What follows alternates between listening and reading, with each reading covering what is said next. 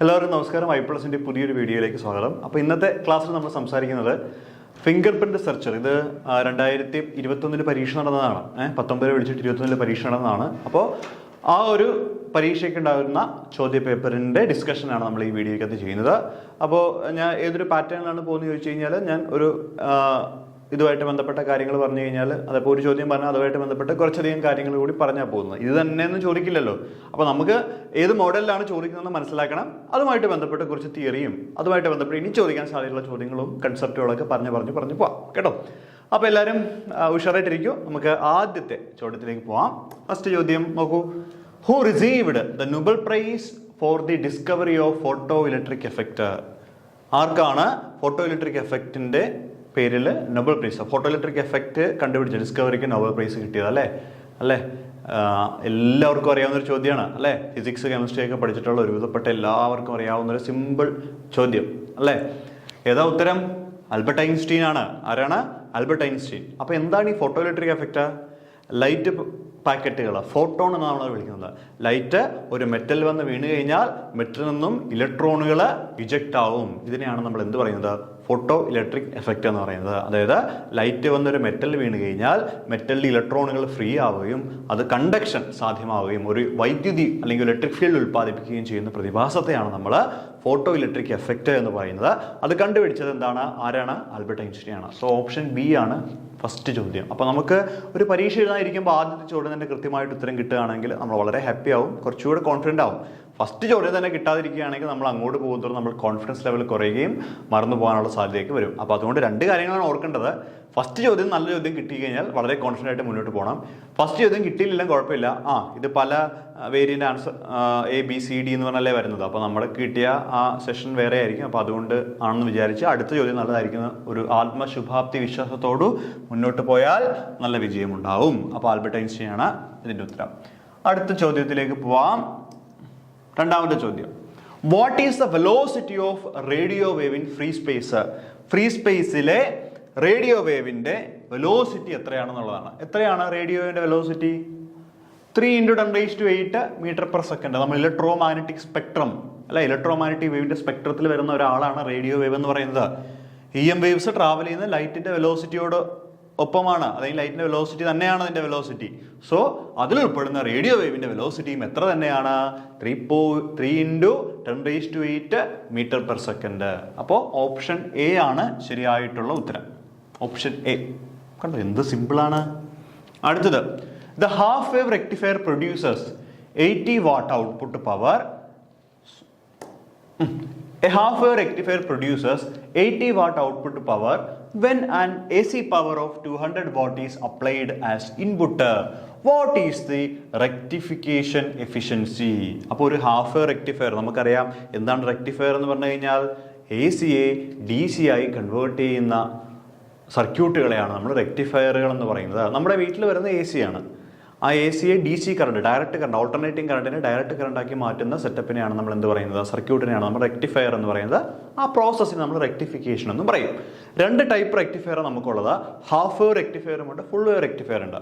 ഒരു AC-യുടെ പകുതി ഹാഫ് സൈക്കിൾസുകൾ നമുക്ക് ഔട്ട്പുട്ട് DC ആയിട്ട് തന്നാൽ അതിനെ ഹാഫ് വേവ് റെക്ടിഫയർ എന്നും, മുഴുവനെ ഔട്ട്പുട്ടായിട്ട് തന്നു കഴിഞ്ഞാൽ നമുക്കതിനെ എന്താണ്? ഫുൾ വേവ് റെക്ടിഫയർ എന്നും പറയും. ഇനി ഇത് കൂടാതെ ബ്രിഡ്ജ് റെക്ടിഫയർ എന്ന് പറഞ്ഞൊരു കാര്യമുണ്ട്. അപ്പോൾ ഒരു കാര്യം കൂടി ഓർക്കേണ്ടത്, ഹാഫ് വേവ് റെക്ടിഫയറിനകത്ത് ഒരു ഡയോഡാണ് ഉപയോഗിക്കുന്നത്. ഫുൾ വേവ് റെക്ടിഫയറിനകത്ത് 2 ഡയോഡ് ഉപയോഗിക്കുന്നുണ്ട് അല്ലേ? ബ്രിഡ്ജ് റെക്ടിഫയറിനകത്ത് 4 ഡയോഡുകൾ ഉപയോഗിക്കുന്നുണ്ട്. അപ്പോൾ ഇവിടെ ചോദിച്ചിരിക്കുന്ന ചോദ്യം നോക്കുക. ഒരു ഹാഫ് വേവ് റെക്ടിഫയർ ആണ് നമ്മുടെ കയ്യിലുള്ളത്. ആ ഹാഫ് വേവ് റെക്ടിഫയറിന്റെ ഔട്ട്പുട്ട് പവർ എന്ന് പറയുന്നത് എത്രയാണ്? 80 വാട്ട് ഔട്ട്പുട്ട് പവർ ഉണ്ട്. Okay. When an AC power of 200 what is applied input. അപ്പോൾ നമ്മൾ 200 ഇൻപുട്ടാണ് കൊടുക്കുന്നത്. അതായത് നമ്മുടെ റെക്ടിഫയർ ഇതാണ് നമ്മുടെ റെക്ടിഫയർ എന്ന് വിചാരിക്കുക. ഞാൻ 6 എന്ന് കൊടുക്കുകയാണ്. ഇതിലേക്ക് ഞാൻ കൊടുക്കുന്ന ഇൻപുട്ട് എത്രയാണ്? 200 വാട്ടാണ് ഞാൻ ഇതിലേക്ക് കൊടുക്കുന്ന ഇൻപുട്ട്. AC ഇൻപുട്ടാണ് കൊടുക്കുന്നത്. എനിക്ക് കിട്ടുന്ന ഔട്ട്പുട്ട് എത്രയാണ്? 80 വാട്ടാണ്. ഇത് DC ആണ് അല്ലേ? 80 വാട്ട് DC ആണ് നമുക്ക് ഔട്ട്പുട്ടിലേക്ക് കിട്ടുന്നത്. ഇനി ചോദ്യം എന്താ? What is the rectifier efficiency? അങ്ങനെയാണെങ്കിൽ ഈ റെക്ടിഫയറിന്റെ എഫിഷ്യൻസി എത്രയാണെന്നുള്ളതാണ് ചോദ്യം. അപ്പോൾ എഫിഷ്യൻസി ഈറ്റ എന്ന് പറഞ്ഞാൽ എന്താണ്? DC power divided by A C power. അതാണ് P D C divide by P A C. D C power divide by A C power. P D C എന്ന് വെച്ചാൽ എത്രയാണ്? 80 വാട്ടാണ്. ഇത് എത്രയാണ്? 200 ആണ്. ശരിയല്ലേ? ഇൻറ്റു 100 പെർസെൻറ്റേജിലേക്ക് മാറ്റണമെങ്കിൽ 100 കൊണ്ട് ഗുണിക്കണം. ഇത് രണ്ടും കൂടി അങ്ങ് വെട്ടിക്കളയുക. 80/2 എന്ന് വെച്ചാൽ എത്രയാണ്? 40 അല്ലേ? 40%. ശരിയല്ലേ? 40%. അതായത് നമ്മുടെ റെക്ടിഫയറിന്റെ എഫിഷ്യൻസി എത്രയാണ്? 40%. അതായത് കൊടുക്കുന്ന എ സിയുടെ 40% ഡി സി ആക്കിയിട്ട് നമുക്ക് പുറത്തേക്ക് തരും. ഇതിനെയാണ് എഫിഷ്യൻസി. കൺസെപ്റ്റ് ഒന്നും അറിഞ്ഞില്ലെങ്കിലും കുഴപ്പമില്ല. ഒരു ഇൻസ്ട്രുമെന്റിന്റെ എഫിഷ്യൻസി എന്ന് പറഞ്ഞു കഴിഞ്ഞാൽ ഔട്ട്പുട്ടിലെ പവർ ഡിവൈഡ് ബൈ ഇൻപുട്ടിലെ പവർ എന്നാണ്. അപ്പോൾ ഇവിടെ ഔട്ട്പുട്ട് പവർ എത്രയാണ്? 80. ഇൻപുട്ട് പവർ എത്രയാണ്? 200. ഇൻറ്റു 100 ചെയ്യുമ്പോൾ നമുക്ക് എന്ത് കിട്ടും? പെർസെൻറ്റേജിൽ ആ വാല്യൂ കിട്ടും. അപ്പോൾ അങ്ങനെയാണ് നമുക്ക് ഓപ്ഷൻ ബി 40% എന്ന് പറയുന്നത്. കണ്ടോ? അടിസ്ഥാനപരമായിട്ടുള്ള നോളജിൽ നിന്ന് എഴുതാൻ പറ്റുന്ന ഒരു സിമ്പിൾ ചോദ്യമാണിത്. 40%. നാലാമത്തെ ചോദ്യം. Which of the following electromagnetic radiation is used for producing crystal diffraction pattern? Crystal diffraction പാറ്റേണിന് വേണ്ടി നമ്മൾ ഉപയോഗിക്കുന്ന ഇലക്ട്രോമാഗ്നറ്റിക് റേഡിയേഷൻ, നമുക്കറിയാം നമ്മുടെ പ്രകാശം ഒരു ഇലക്ട്രോമാഗ്നറ്റിക് വേവ് ആണ്. അതിൻ്റെ അകത്ത് ഒരുപാട് കാര്യങ്ങളുണ്ട്. റേഡിയോ വേവ് ഉണ്ട്, മൈക്രോവേവ് ഉണ്ട്, വിസിബിൾ ഉണ്ട്, അല്ലേ? ഇൻഫ്രാറെഡ് ഉണ്ട്. അങ്ങനെ ഒരുപാട് വേവ്സ് അതിൻ്റെ അകത്തുണ്ട്. ചോദിച്ചിരിക്കുന്ന ചോദ്യം ഇതാണ്. അതായത് ഒരു ക്രിസ്റ്റലിൻ്റെ പാറ്റേൺ പഠിക്കാൻ വേണ്ടിയിട്ട്, അതായത് ഒരു ക്രിസ്റ്റലിൻ്റെ ഡിഫ്രാക്ഷൻ പാറ്റേൺ പഠിക്കാൻ വേണ്ടിയിട്ട് ഉപയോഗിക്കേണ്ട ഇലക്ട്രോമാഗ്നറ്റിക് റേഡിയേഷൻ ഏതാണെന്നാണ്. ഏതാ ഉത്തരം? എക്സ്റേ ആണ്. അപ്പോൾ കുറച്ച് റിസർച്ച് ഒക്കെ ചെയ്യുന്ന ആളുകളാണെങ്കിൽ ഇത് നന്നായിട്ട് അറിയാവുന്ന ചോദ്യമായിരിക്കും. ഇല്ലെങ്കിലും അറിയാം. നമ്മൾ ചെറിയ ക്ലാസ് മീൻസ് ഡിഗ്രി ലെവലിൽ സബിലും മെയിനിലും ഒക്കെ പഠിച്ചിട്ടുണ്ട്. എന്താണ്? ഒരു സാധനമുണ്ട്, എക്സ്റേ ഡിഫ്രാക്ഷൻ. ഓർക്കുന്നുണ്ടോ?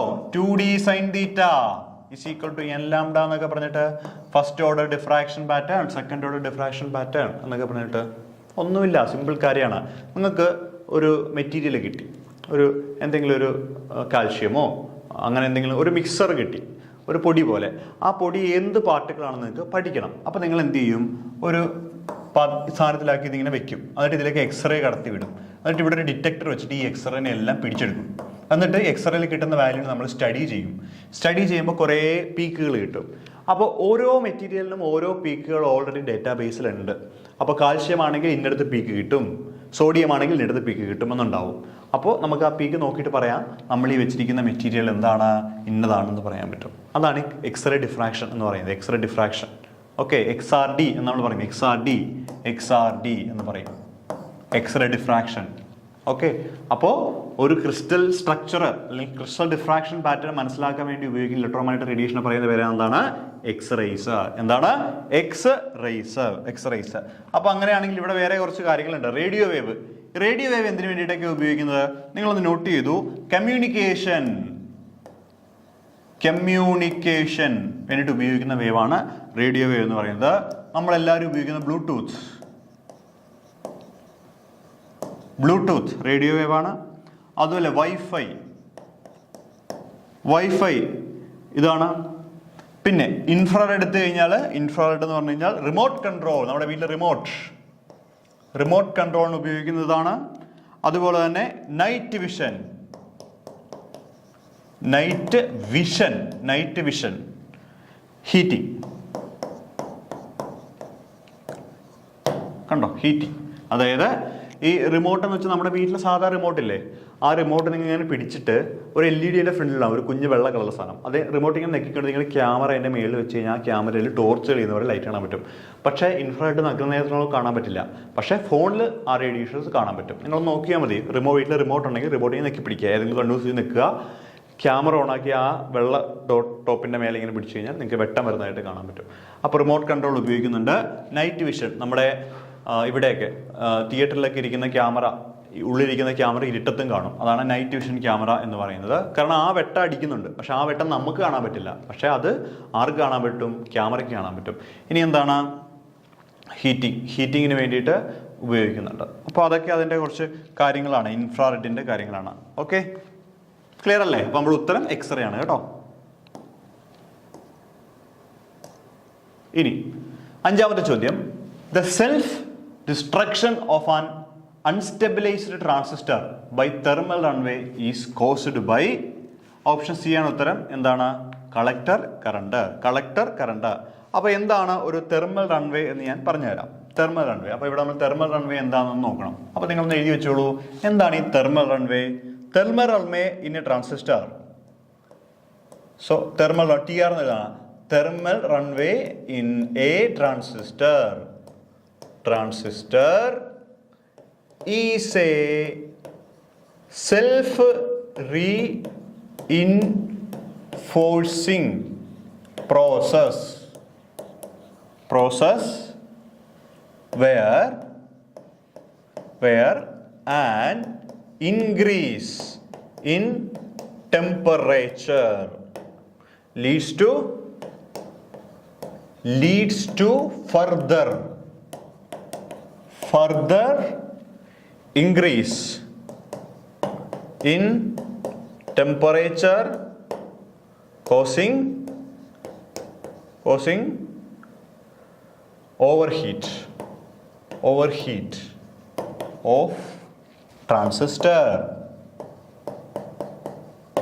Okay, അപ്പോൾ thermal runway in a transistor is a self-reinforcing process where an increase in temperature leads to further increase in temperature causing overheat of a transistor.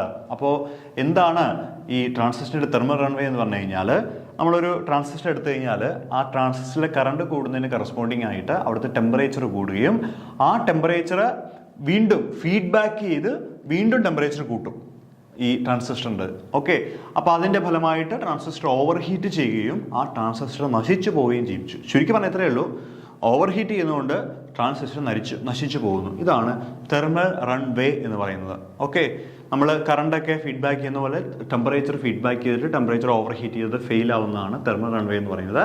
അപ്പോൾ അതിൻ്റെ എന്തുകൊണ്ടാണ് ഉണ്ടാകുന്നത് ചോദിച്ചു കഴിഞ്ഞാൽ, unstabilized transistor by thermal runaway is caused by collector current. Collector current മൂലമാണ് എന്തുണ്ടാവുന്നത്? ഈ പറയുന്ന തെർമൽ റൺവേ ഉണ്ടാകുന്നത്. അപ്പോൾ ടെമ്പറേച്ചറിൻ്റെ ഫീഡ്ബാക്കും കളക്ടർ കറണ്ടിൻ്റെ ഫീഡ്ബാക്കും മൂലമാണ് ഒരു ട്രാൻസിസ്റ്ററിൻ്റെ അകത്ത് എന്തുണ്ടാവുന്നത്? തെർമൽ റൺവേ ഉണ്ടാവുന്നത്. തെർമൽ റൺവേ ഉണ്ടാവുന്നത്. അപ്പം അങ്ങനെയാണ് നമുക്ക് എന്ത് കിട്ടുന്നത്? ഓപ്ഷൻ സി എന്ന് പറയുന്നത് കിട്ടുന്നത് കേട്ടോ.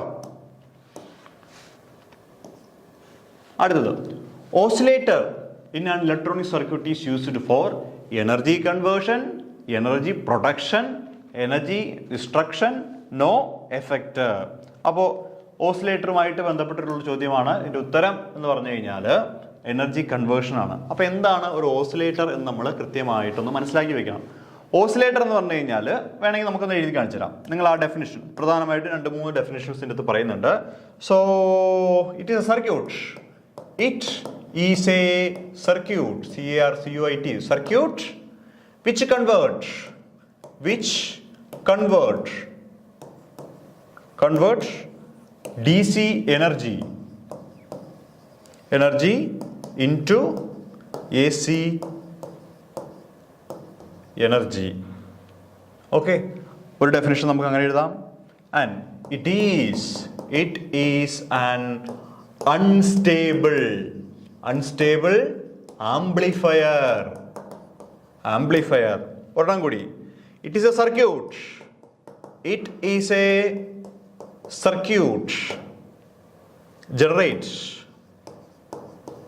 generate AC output signal without requiring any external applied input signal.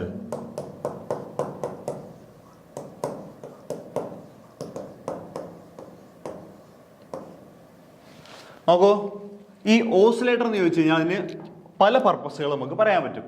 ഒന്നാമത്തെ എന്താണെന്ന് ചോദിച്ചാൽ, ഫസ്റ്റ് കാര്യം എന്താണ്? It is A circuit which convert DC energy into AC energy. അപ്പോൾ ഇതൊരു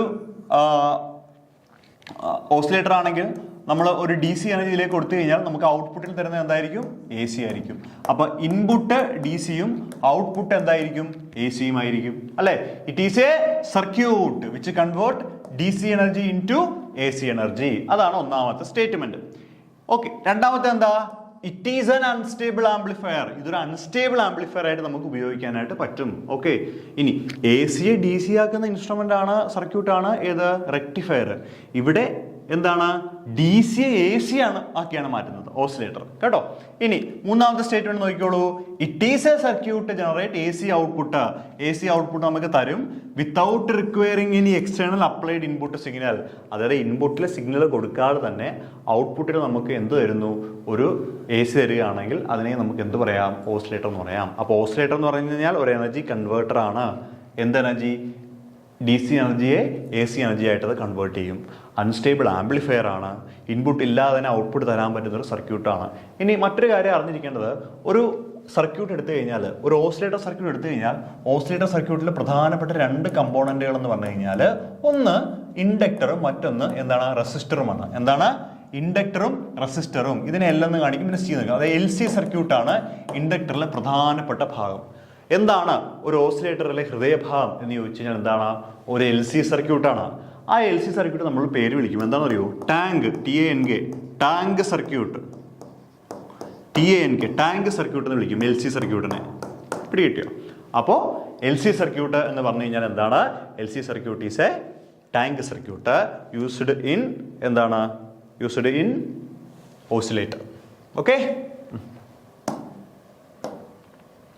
ഏഴാമത്തെ ചോദ്യം, identify the reason for getting different colours in the case of oil spread over water. നമ്മൾ ഈ മഴയുള്ള സമയത്തൊക്കെ റോട്ടിലൂടെ നടക്കുമ്പോൾ, പുഴി റോഡാണെങ്കിൽ വെള്ളമൊക്കെ കെട്ടി നിൽക്കും ഇങ്ങനെ അല്ലേ. ആ കെട്ടി നിൽക്കുന്ന വെള്ളത്തിൽ നമ്മൾ ചില സമയം നോക്കുമ്പോൾ നമുക്ക് ഓയിലിൻ്റെ പുറത്ത് ഇങ്ങനെ പല പല പല പല കളറുകൾ ഇങ്ങനെ മിന്നി മാറുന്നത് കാണാൻ പറ്റും. അതെന്തുകൊണ്ടാണ് എന്നുള്ളതാണ് ഇവിടെ ചോദ്യം. അതെന്തുകൊണ്ടാണെന്നുള്ളതാണ് ഇവിടെ ചോദ്യം. Identify the reason for getting different colours in case of oil spread over the water. Okay, so നോക്കൂ. Non uniform thickness, non uniform inclination, non uniform thickness and inclination and none of these. ഇവിടുത്തെ option ഇതാണ്, non uniform thickness and inclination എന്നുള്ളതാണ് ഉത്തരം. പറഞ്ഞുതരാം. ദാ ഇവിടെ നോക്കൂ. ഒരു കുഴിയിൽ ഒരു ഓയിൽ സർഫസ് കിടക്കുകയാണ് അല്ലെ. ഓയിൽ, വണ്ടിയിൽ നിന്ന് ഓയിലോ പെട്രോളോ ഒക്കെ വീണു എന്ന് വിചാരിക്കുക. അപ്പം ഇങ്ങനെ പുറമെ ഇങ്ങനെ വന്ന് കിടക്കും. ഓയിലാണ്, ഒരു ഓയിൽ സർഫസ് വന്ന് കിടക്കും അല്ലേ. അപ്പോൾ ഈ ഓയിൽ സർഫസ്, വെള്ളത്തിൻ്റെ പുറത്ത് കിടക്കുന്ന ഓയിൽ സർഫസ് വെച്ചാൽ വളരെ തിക്നെസ് ആണ്. മൈക്രോ റേഞ്ച് ഉണ്ടാവുള്ളൂ, മൈക്രോ മ്യൂ റേഞ്ചിലുണ്ടാവും. തിക്നെസ് വളരെ കുറവാണ് അല്ലേ. അപ്പോൾ ഇവിടെ എന്താ സംഭവിക്കണമെന്ന് വെച്ച് കഴിഞ്ഞാൽ, സൂര്യനിൽ നിന്ന് വരുന്ന ലൈറ്റ്, അപ്പോൾ ഞാൻ ഇതിൻ്റെ ഇത് വരയ്ക്കുകയാണ്. ഇപ്പോൾ ഇതാണ് ആ പാട എന്ന് വിചാരിക്കുക. ഇത് വെള്ളത്തോട് അടുത്ത് കിടക്കുന്നത്, ഇത് എയറിനോട് അടുത്ത് കിടക്കുന്ന ഭാഗമാണെന്ന് വിചാരിക്കുക. അപ്പോൾ സൂര്യപ്രകാശം വന്നിങ്ങനെ മേലി വീഴും, എന്നിട്ട് ഇവിടുന്ന് തട്ടി അങ്ങോട്ട് പോകും. ശരിയല്ലേ? ഇനി ഈ ഇതേ സൂര്യപ്രകാശം തന്നെ താഴത്തേക്കും കുറച്ച് പോകും. എന്നിട്ട് എന്ത് ചെയ്യും, അത് ഇവിടെ തട്ടി ഇങ്ങോട്ട് പോരും. അതായത് ഫസ്റ്റ് ലെയറിൽ നിന്ന് ക്രോസ് ചെയ്ത് താഴത്തേക്ക് വന്ന് താഴത്തെ ലെയറിൽ തട്ടി വീണ്ടും ഇവിടെ തട്ടി പുറത്തേക്ക് പോകും. മനസ്സിലായോ? ഇവിടുന്ന് റിഫ്ലക്ട് ചെയ്യും, ഇവിടെ റിഫ്രാക്ഷൻ, ഇവിടെ റിഫ്ലക്ഷൻ, ഇവിടെ റിഫ്രാക്ഷൻ. കണ്ടോ? അപ്പോഴാണ് ഒരാൾ ഇവിടെ നോക്കുന്നത്. കണ്ടോ? അപ്പൊ ഇയാൾ നോക്കുമ്പോൾ ഒരേ സോഴ്സിൽ നിന്ന് വരുന്ന രണ്ട് ലൈറ്റുകൾ അയാളുടെ കണ്ണിൽ വീഴുമ്പോൾ എന്ത് സംഭവിക്കും? അവിടെ ഇന്റർഫറൻസ് സംഭവിക്കും. പിടികിട്ടിയോ? അങ്ങനെ ഇന്റർഫറൻസ് സംഭവിക്കുമ്പോഴാണ് അയാൾക്ക് ഇവിടെ കളർ ഉള്ളതായിട്ട് തോന്നുന്നത്. ഈ ഫിലിമിന്റെ തിക്നെസ്സിനെയാണ് നമ്മൾ എന്ത് പറയുന്നത്? ടി എന്ന് പറയുന്നത്. എന്താണ്? ഫിലിമിന്റെ തിക്നെസ്സിനാണ് ടി എന്ന് പറയുന്നത്. സൂര്യപ്രകാശം വന്ന് വീഴുമ്പോൾ ഈ ഓയിൽ കുറച്ച് ബാഷ്പമായിട്ട് മുകളിലോട്ട് പോകുമല്ലോ അല്ലേ? ബാഷ്പമായിട്ട് കുറച്ച് മുകളിലോട്ട് പോകും. അപ്പോൾ ഈ സൂര്യപ്രകാശം വീഴുന്ന ചൂടിൽ ഇവിടെ തിക്നെസ് ഇങ്ങനെ എപ്പോഴും മാറിക്കൊണ്ടിരിക്കും. അതുകൊണ്ടാണ് നമ്മൾ നോക്കുമ്പോൾ തന്നെ ഈ ഓയിൽ പല കളർ ഇങ്ങനെ മാറി മാറി മാറി മാറി മാറി മാറി മാറി വരുന്നത്. കണ്ടോ? അതിലൊരു ഇക്വേഷൻ ഉണ്ട്, 2μt sin theta is equal to n lambda, 2μt cos theta, 2μt cos theta is equal to n lambda എന്ന് പറഞ്ഞൊരു ഇക്വേഷൻ ഒക്കെ ഉണ്ട്. അത് നമുക്ക് ക്ലാസ്സിൽ പറയുമ്പോൾ പറയാം. കണ്ടോ? അപ്പോൾ ഇതാണ് സംഭവം. ഇവിടെ നോക്കാൻ നേരത്ത് പല കളറുകൾ കാണാൻ തോന്നും. അപ്പോൾ എന്തുകൊണ്ടാണ് identify the reason for getting different colours in case of oil spread in water. അപ്പോൾ എന്തുകൊണ്ടാണ് ഓയിലിൽ കളർ കാണുന്നത് ചോദിച്ചാൽ ഇന്റർഫറൻസ് നടക്കുന്നതുകൊണ്ടാണ് ഓയിലിൽ കളർ കാണുന്നത്. ഇനി ഈ കളർ തന്നെ ഒരേ പോയിന്റിൽ പല പല പല കളറിൽ മാറി വരും. നീല, പച്ച, മഞ്ഞ മാറി മാറി വരാൻ കാര്യം എന്താണ്?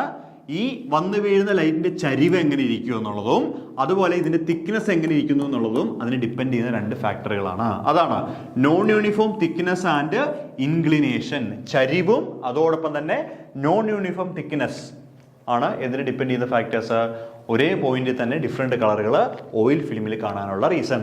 കണ്ടോ? അപ്പൊ അങ്ങനെയാണ് ഓപ്ഷൻ സി കിട്ടുന്നത്. 8ാമത്തെ ചോദ്യം, where do we find maximum cosmic ray intensity? എന്താണ്? Where do we find maximum cosmic ray intensity? എവിടെയാണ് നമുക്ക് മാക്സിമം കോസ്മിക് റേ ഇന്റൻസിറ്റി കിട്ടുന്നത് എന്നുള്ളതാണ് അടുത്ത ചോദ്യം. Cosmic ray intensity. ഓക്കെ, അപ്പോൾ നമുക്ക് നോക്കാം. ഓപ്ഷൻ സി എവിടെയാണ്? ജിയോ മാഗ്നറ്റിക് പോർട്സിലാണ് കോസ്മിക് റേയ്ക്ക് ഏറ്റവും കൂടുതൽ എന്തുണ്ടാവുന്നത്? ഇന്റൻസിറ്റി കിട്ടുന്നത്. ഇത് ശരിക്കും പറഞ്ഞാൽ ഒരു ജനറൽ ആയിട്ടുള്ള ചോദ്യമാണ് കോസ്മിക് റേ ഷവറുമായിട്ട് ബന്ധപ്പെട്ട്. അപ്പോൾ ഓർക്കുക, ജിയോ മാഗ്നറ്റിക് പോർട്സിലാണ് എന്തുണ്ടാവുന്നത്? ഏറ്റവും കൂടുതൽ കോസ്മിക് റേ ഇന്റൻസിറ്റി ഉണ്ടാവുന്നത് കേട്ടോ. ഇനി ഇക്വേറ്ററിലാണത് കുറവ്. 9ാമത്തെ ചോദ്യം, which is the main energy source of sun? സൂര്യന്റെ പ്രധാനപ്പെട്ട എനർജി സ്രോതസ് എന്താണെന്നുള്ളതാണ് അല്ലേ? സിമ്പിൾ ചോദ്യം അല്ലേ? ഏതാണ്? ഫ്യൂഷൻ റിയാക്ഷൻ അല്ലേ? Fusion reaction. അപ്പൊ ഈ ന്യൂക്ലിയറിന്റെ അകത്ത് 2 റിയാക്ഷനുകളാണ് ഉള്ളത്. ഏതൊക്കെയാണ്? ഒന്ന് ന്യൂക്ലിയർ ഫിഷൻ അല്ലേ? Nuclear fission. മറ്റൊന്നെന്താണ്? Nuclear fusion. 2 എണ്ണമുള്ളത് അല്ലേ? ന്യൂക്ലിയർ ഫിഷൻ എന്ന് പറഞ്ഞാൽ എന്താണ്? ഫിഷൻ താരതമ്യേന ഭാരമുള്ള ഒരു കണികയിൽ ഒരാളെ കൊണ്ട് ഇടിപ്പിച്ച് ഇതിനെ ഇങ്ങനെ സ്പ്ലിറ്റ് ആക്കുന്നതിനെയാണ് നമ്മൾ എന്ത് പറയുന്നത്? ന്യൂക്ലിയർ ഫിഷൻ എന്ന് പറയുന്നത്. ന്യൂക്ലിയർ ഫ്യൂഷൻ എന്താണ്? താരതമ്യേന ഭാരം കുറഞ്ഞ ആളുകളെ പരസ്പരം കൂടിച്ചേർന്ന് ഒരു വലിയ ആളുണ്ടാവും. അതാണ് ന്യൂക്ലിയർ ഫ്യൂഷൻ. ഫ്യൂസ് ചെയ്യുക ഫ്യൂഷൻ. ഓക്കെ, അപ്പൊ ഫിഷൻ എന്ന് വെച്ചാൽ എന്താണ്? കണികൾ സ്പ്ലിറ്റ് ആയിപ്പോ യുറേനിയം അങ്ങനെയുള്ള വലിയ എലമെന്റ്, യുറേനിയം, തോറിയം, നെപ്റ്റ്യൂണിയം പോലെയുള്ള ഹെവിയർ ആയിട്ടുള്ള പീരിയോഡിക് ടേബിളിലെ എലമെന്റുകൾ നമ്മളൊരു ന്യൂട്രോൺ ഇടിപ്പിച്ച് അവനെ കുഞ്ഞു കുഞ്ഞാക്കി തെറിപ്പിക്കുന്നു. ആ തെറിപ്പിക്കുന്ന സമയത്ത് ന്യൂക്ലിയസിന്റെ യഥാർത്ഥ മാസും കണങ്ങളുടെ എല്ലാ മാസും തമ്മിലൊരു മാസ് ഡിഫക്റ്റ് ഉണ്ട്. ആ മാസ് ഡിഫക്റ്റ് Δm/c² ആണ് എന്ത്? ഫിഷൻ എനർജി എന്ന് പറയുന്നത്. ഫ്യൂഷൻ എന്ന് വെച്ചാൽ എന്താണ്? ഹൈഡ്രജൻ, ഹീലിയം പോലെയുള്ള പീരിയോഡിക് ടേബിളിലെ ചെറിയ എലമെന്റുകൾ പരസ്പരം കൂടിച്ചേരുന്നു. അപ്പോൾ ചെറിയ എലമെന്റുകളുടെ സെപ്പറേറ്റ് മാസും കൂടിച്ചേരുമ്പോഴുണ്ടാകുന്ന വലിയ മാസും തമ്മിലുള്ള വ്യത്യാസമാണ് മാസ് ഡിഫക്റ്റ്. ആ Δm/c² ആണ് ഫ്യൂഷൻ എനർജി. അപ്പോൾ എപ്പോഴും ഫിഷനേക്കാൾ കൂടുതൽ എനർജി റിലീസ് ചെയ്യുന്നതായിരിക്കും ഫ്യൂഷൻ എന്ന് പറയുന്നത്. എന്താണ്? ഫ്യൂഷൻ. അപ്പോൾ സൂര്യനിൽ എനർജി ഉണ്ടാകാനുള്ള റീസൺ എന്താണ്? ന്യൂക്ലിയർ ഫ്യൂഷൻ ആണ്. എന്താണ്? Nuclear fusion. അതാണ് ഫ്യൂഷൻ റിയാക്ഷൻ മൂലമാണ് സൂര്യനിൽ എനർജി ഉണ്ടാകുന്നത്. ഓക്കെ, ദെൻ ഓപ്ഷൻ സി കേട്ടോ. 10ാമത്തെ ചോദ്യം, ഐഡന്റിഫൈ ദി വീക്കസ്റ്റ് ഫോഴ്സ്. ഈ താഴെ തന്നിരിക്കുന്ന 4 എണ്ണത്തിന്റെ അകത്ത് വീക്കസ്റ്റ് ഫോഴ്സ് ഏതൊക്കെയാണെന്നാണ് ചോദ്യം. അപ്പോൾ ഓപ്ഷൻസ് ഓരോന്ന് നോക്കൂ. Weak nuclear force, strong nuclear force, electromagnetic force, gravitation force. അപ്പൊ ഇവിടെ നിങ്ങൾ പഠിക്കേണ്ട കാര്യം എന്താണെന്ന് വെച്ചാൽ, ഇത് നമ്മൾ പറയുന്നത് ഫണ്ടമെന്റൽ ഫോഴ്സ് ഇൻ നേച്ചറിലെ ഫണ്ടമെന്റൽ ഫോഴ്സുകളാണ് ഈ കാണുന്നത്. എന്താണ്? നേച്ചറിലെ ഫണ്ടമെന്റൽ ഫോഴ്സുകളാണ് നിങ്ങൾ ഈ കാണുന്നത്. അപ്പോൾ ഇത് 4 എണ്ണം പഠിക്കണം, കാരണം അത് പരീക്ഷയ്ക്ക് ചോദിക്കാം. താഴെ തന്നിരിക്കുന്ന ഓപ്ഷനകത്ത് ഫണ്ടമെന്റൽ ഫോഴ്സ് അല്ലാത്തത് ഏതെന്ന് ചോദിക്കാം, അല്ലെങ്കിൽ താഴെ തന്നിരിക്കുന്ന ഫോഴ്സ് ഫണ്ടമെന്റൽ ഫോഴ്സ് ആയിട്ടുള്ളത് ഏതെന്ന് ചോദിക്കാം. അപ്പോൾ എന്താണ് ഈ ഫണ്ടമെന്റൽ? നമ്മുടെ നേച്ചറിൽ പ്രധാനമായിട്ടും ഫണ്ടമെന്റൽ ഫോഴ്സുകളാണ് ഉള്ളത്. ഡിഫൈൻ ചെയ്ത് വെച്ചിരിക്കുന്നത് ഫണ്ടമെന്റൽ ഫോഴ്സുകളാണ്. ആ 4 ഫണ്ടമെന്റൽ ഫോഴ്സാണ് ഇത്. ഇതിൽ ഏറ്റവും വീക്കസ്റ്റ് ഫണ്ടമെന്റൽ ഫോഴ്സ് ഏതാണെന്നുള്ളതാണ് നമ്മുടെ ചോദ്യം. നമുക്കറിയാം, ഈ ന്യൂക്ലിയർ ഫോഴ്സ് എന്ന് പറഞ്ഞു കഴിഞ്ഞാൽ സ്ട്രോങ്ങസ്റ്റ് ആണ്. അത് ഓപ്ഷണൽ. ഈ പറയുന്ന വീക്ക് ന്യൂക്ലിയർ ഫോഴ്സ് എന്ന് പറഞ്ഞാലും സ്ട്രോങ് ന്യൂക്ലിയർ ഫോഴ്സ് എന്ന് പറഞ്ഞാലും ന്യൂക്ലിയർ ഫോഴ്സ് എപ്പോഴും സ്ട്രോങ്ങസ്റ്റ് ഫോഴ്സ് ഇൻ നേച്ചറാണ്. വീക്കും സ്ട്രോങ്ങും അവയെ ക്ലാസിഫൈ ചെയ്യാൻ വേണ്ടി മാത്രം പറയുന്ന ഫാക്ടേഴ്സ് ആണ് കേട്ടോ. അപ്പോൾ ഇവർ രണ്ടുപേരും എന്താണ്? വളരെ സ്ട്രോങ് ആയിട്ടുള്ള ആളുകളാണ്. അതുകൊണ്ട് ഈ ഓപ്ഷൻ നമുക്ക് ഒഴിവാക്കാം. പിന്നെന്താണ്? ഇലക്ട്രോമാഗ്നറ്റിക് ഫോഴ്സ് നമുക്ക് ഒഴിവാക്കാം. പിന്നെ ആരാ ഉള്ളത്? Gravitational force. ശരിയല്ലേ? ഗ്രാവിറ്റേഷണൽ ഫോഴ്സ് നമ്മൾ കമ്പാരിസൺ, ന്യൂക്ലിയർ ഫോഴ്സും ഗ്രാവിറ്റേഷണൽ ഫോഴ്സും നമ്മൾ കമ്പാരിസൺ ചെറിയ ക്ലാസ്സിലൊക്കെ പഠിക്കുന്നുണ്ട്. അപ്പോൾ അതിൽ നമ്മൾ പ്രത്യേകം പറയും ഗ്രാവിറ്റേഷൻ ഫോഴ്സ് എന്ന് പറയുന്നത് weakest force in the nature ആണ്. അതുകൊണ്ടാണ് ഇവിടെ നിൽക്കുന്ന ഞാനും പുറത്ത് നിൽക്കുന്ന തെങ്ങും അല്ലെങ്കിൽ പുറത്ത് നിൽക്കുന്ന 2 മരങ്ങൾ തമ്മിൽ നമ്മൾ പറയും ഭൂമിയിലെ എല്ലാ വസ്തുക്കളും, പ്രപഞ്ചത്തിലെ എല്ലാ വസ്തുക്കളും പരസ്പരം ആകർഷിക്കപ്പെടുന്നുണ്ട് അല്ലേ? ആ ആകർഷണം കാരണം കുറേ നാൾ കഴിയുമ്പോൾ ഇവർ അടുത്ത് വരില്ലേ എന്നെല്ലാവരും ചോദിക്കാറുണ്ട്. അടുത്ത് വരാത്തതിൻ്റെ കാര്യം എന്താ? ഗ്രാവിറ്റേഷൻ ഫോഴ്സ് ഉണ്ട്, പക്ഷേ which is very weakest in nature. അപ്പോൾ താഴെ നിൽക്കുന്ന 4 എണ്ണത്തിലെ ഏറ്റവും വീക്കസ്റ്റ് ഫോഴ്സ് ഏതാണ്? ഗ്രാവിറ്റേഷൻ ഫോഴ്സ് ആണ് ഏറ്റവും വീക്കസ്റ്റ് ആയിട്ടുള്ള ഫോഴ്സ് കേട്ടോ. സോ ഓപ്ഷൻ ഡി ആണ് കറക്റ്റ് ചോയ്സ്. 11ാമത്തെ ചോദ്യം, A particle is executing simple harmonic motion What fraction of the total energy is kinetic if the displacement is 1/2 the amplitude? അപ്പോൾ ഇതും നല്ലൊരു ചോദ്യമാണ്.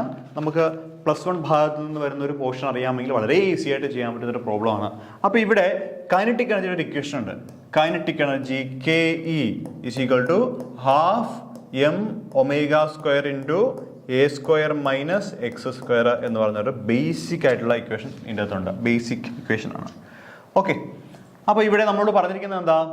What fraction of the total energy is kinetic if the displacement is 1/2 the amplitude. അതായത് X എന്ന് പറഞ്ഞാൽ displacement ആണ്. ഈ displacement ആംപ്ലിറ്റ്യൂഡിന്റെ പകുതി ആകുമ്പോൾ ഉണ്ടാകുന്ന കൈനറ്റിക് എനർജിയുടെ ഫ്രാക്ഷൻ എത്രയാണെന്നുള്ളതാണ് ചോദ്യം. അപ്പോൾ ഇവിടെ kinetic energy is equal to എന്താണ്? ½ m² a² - എന്താണ്? a/2 ദി ഹോൾ സ്ക്വയർ എന്ന് എഴുതാം. ശരിയല്ലേ? That is equal to ½ m² a² - a²/4 that is equal to ½ m² a² × 1 - 1/4 that is equal to ½ m² a² എത്രയാണ്? 4 4 - 1 3 3/4 3/4 എത്രയാണ്? 3/4. ഇനി ടോട്ടൽ എനർജിയുടെ expression ആണ് TE is equal to ½ m² a². അപ്പോൾ ഇതിന് വരെ എന്ത് കൊടുക്കാം? ടോട്ടൽ എനർജി എന്ന് കൊടുക്കാം. അതായത് total energy into 3/4 kinetic energy. കണ്ടോ? അപ്പോൾ എന്താണ്? What fraction of the total energy is kinetic. അതായത് കൈനറ്റിക് എനർജി എന്ന് പറഞ്ഞാൽ ടോട്ടൽ എനർജിയുടെ 4/3 ഭാഗമാണ്. എപ്പോൾ? ആംപ്ലിറ്റ്യൂഡ് പകുതിയാകുമ്പോൾ. കണ്ടോ? അപ്പോൾ ഏതാ ഉത്തരം? ഓപ്ഷൻ ഡി ആണ് ശരിയായിട്ടുള്ള ഉത്തരം. Option D. ഓക്കെ, അപ്പോൾ 12ാമത്തെ ചോദ്യം. Which among the following is not the unit of time? സമയത്തിന്റെ യൂണിറ്റ് അല്ലാത്തത് ഏതാണെന്നുള്ളതാണ്. പാഴ്സ് ഉണ്ട്, മില്ലി സെക്കൻഡ് ഉണ്ട്, ലൂണാർ മന്ത് ഉണ്ട്, സോളാർ ഡേ ഉണ്ട്, അല്ലേ? അപ്പോൾ ഇങ്ങനെ ഒരു ചോദ്യം വന്നു കഴിഞ്ഞാൽ നമ്മൾ ആദ്യം എലിമിനേറ്റ് ചെയ്യാൻ പറ്റുന്ന ആളുകളിലേക്ക് എലിമിനേറ്റ് ചെയ്യാൻ പറ്റണം. അപ്പോൾ മില്ലി സെക്കൻഡ് എന്ന് പറഞ്ഞാൽ നമ്മൾ സമയത്തിന് പറയുന്നതാണ്, അല്ലേ? മൈക്രോ സെക്കൻഡ്, മില്ലി സെക്കൻഡ്, അല്ലേ? ശരിയല്ലേ? അപ്പോൾ മില്ലി സെക്കൻഡ് നമുക്ക് ആദ്യം ഒഴിവാക്കി കളയാം. പിന്നെ എന്തുണ്ട്? സോളാർ ഡേ ഉണ്ട്, അതുപോലെ ലൂണാർ മന്ത് ഉണ്ട്. ഈ ലൂണാർ മന്ത് എന്ന് പറഞ്ഞു കഴിഞ്ഞാൽ എന്താണ്? നമ്മൾ ഈ സിനിമയിലേക്ക് ഇടുന്നുണ്ട്, അമാവാസിയും അതുപോലെ പൂർണ്ണചന്ദ്രനും ഒക്കെ ഉള്ള കാര്യങ്ങൾ നമ്മൾ പറയാറുണ്ട്. അപ്പോൾ 2 പൗർണമിക്കോ അല്ലെങ്കിൽ 2 അമാവാസികൾക്കിടയിലുള്ള സമയദൈർഘ്യത്തെയാണ് നമ്മൾ എന്ത് പറയുന്നത്? ലൂണാർ മന്ത് എന്ന് പറയുന്നത്. ലൂണാർ മന്ത്, അല്ലേ? അതായത് മറ്റേ ഗ്രഹണം അത് വെച്ചിട്ട് പറയുന്നതാണ്. ഗ്രഹണം അല്ലല്ലോ, ഗ്രഹണം അല്ല കേട്ടോ. നമ്മളിപ്പോൾ പൂർണ്ണചന്ദ്രൻ വരത്തില്ലേ, നല്ല ചന്ദ്രനുള്ള സമയവും പിന്നെ ചന്ദ്രൻ ഇല്ലാത്തൊരു സമയമുണ്ടല്ലോ, അമാവാസി. അപ്പോൾ അമാവാസിയും അതുപോലെ തന്നെ എന്താണ്? പൗർണിമ എന്ന് നമ്മൾ പറയുന്നത്. അപ്പോൾ അതിനിടയിലുള്ള സമയത്ത് നമ്മൾ ഡിസ്ക്രൈബ് ചെയ്യുമ്പോഴാണ് ലൂണാർ മന്ത് എന്ന് തന്നെ പറയുന്നത്. അപ്പോൾ ഇതും സമയത്തിനനുസൃതമായിട്ട് പറയുന്ന കാര്യമാണ്. ഇനി സോളാർ ഡേ ഉണ്ട്, time interval between 2 successive transit. Successive ട്രാൻസിറ്റിനിടയിലുള്ള ടൈം ഇൻ്റർവെല്ലാണ് ലൂണാർ ഡേ എന്ന് പറയുന്നത്. ലൂണാർ അല്ല, സോളാർ ഡേ. അപ്പോൾ ഇതുമല്ല. പിന്നെന്താണ്? പാഴ്സ് ആണ് എന്തെന്ന് പറയുന്നത്? ഇതിൽ ഓട് വണ്ണമായിട്ട് നിൽക്കുന്നത്. അതായത് സമയത്തിൻ്റെ യൂണിറ്റ് അല്ലാത്തതെന്ന് പറഞ്ഞാൽ എന്താണ്? പാഴ്സ് ആണ് സമയത്തിൻ്റെ യൂണിറ്റ് അല്ലാത്തത്. അപ്പോൾ എന്താണ് പാഴ്സ് എന്നുള്ളൊരു ഡെഫിനിഷൻ ഞാൻ എഴുതുക, നിങ്ങളൊന്ന് നോട്ട് ചെയ്തോളൂ. Parse, PARSE, parse, unit of large distance, ബ്രാക്കറ്റിൽ astronomical objects outside the solar system.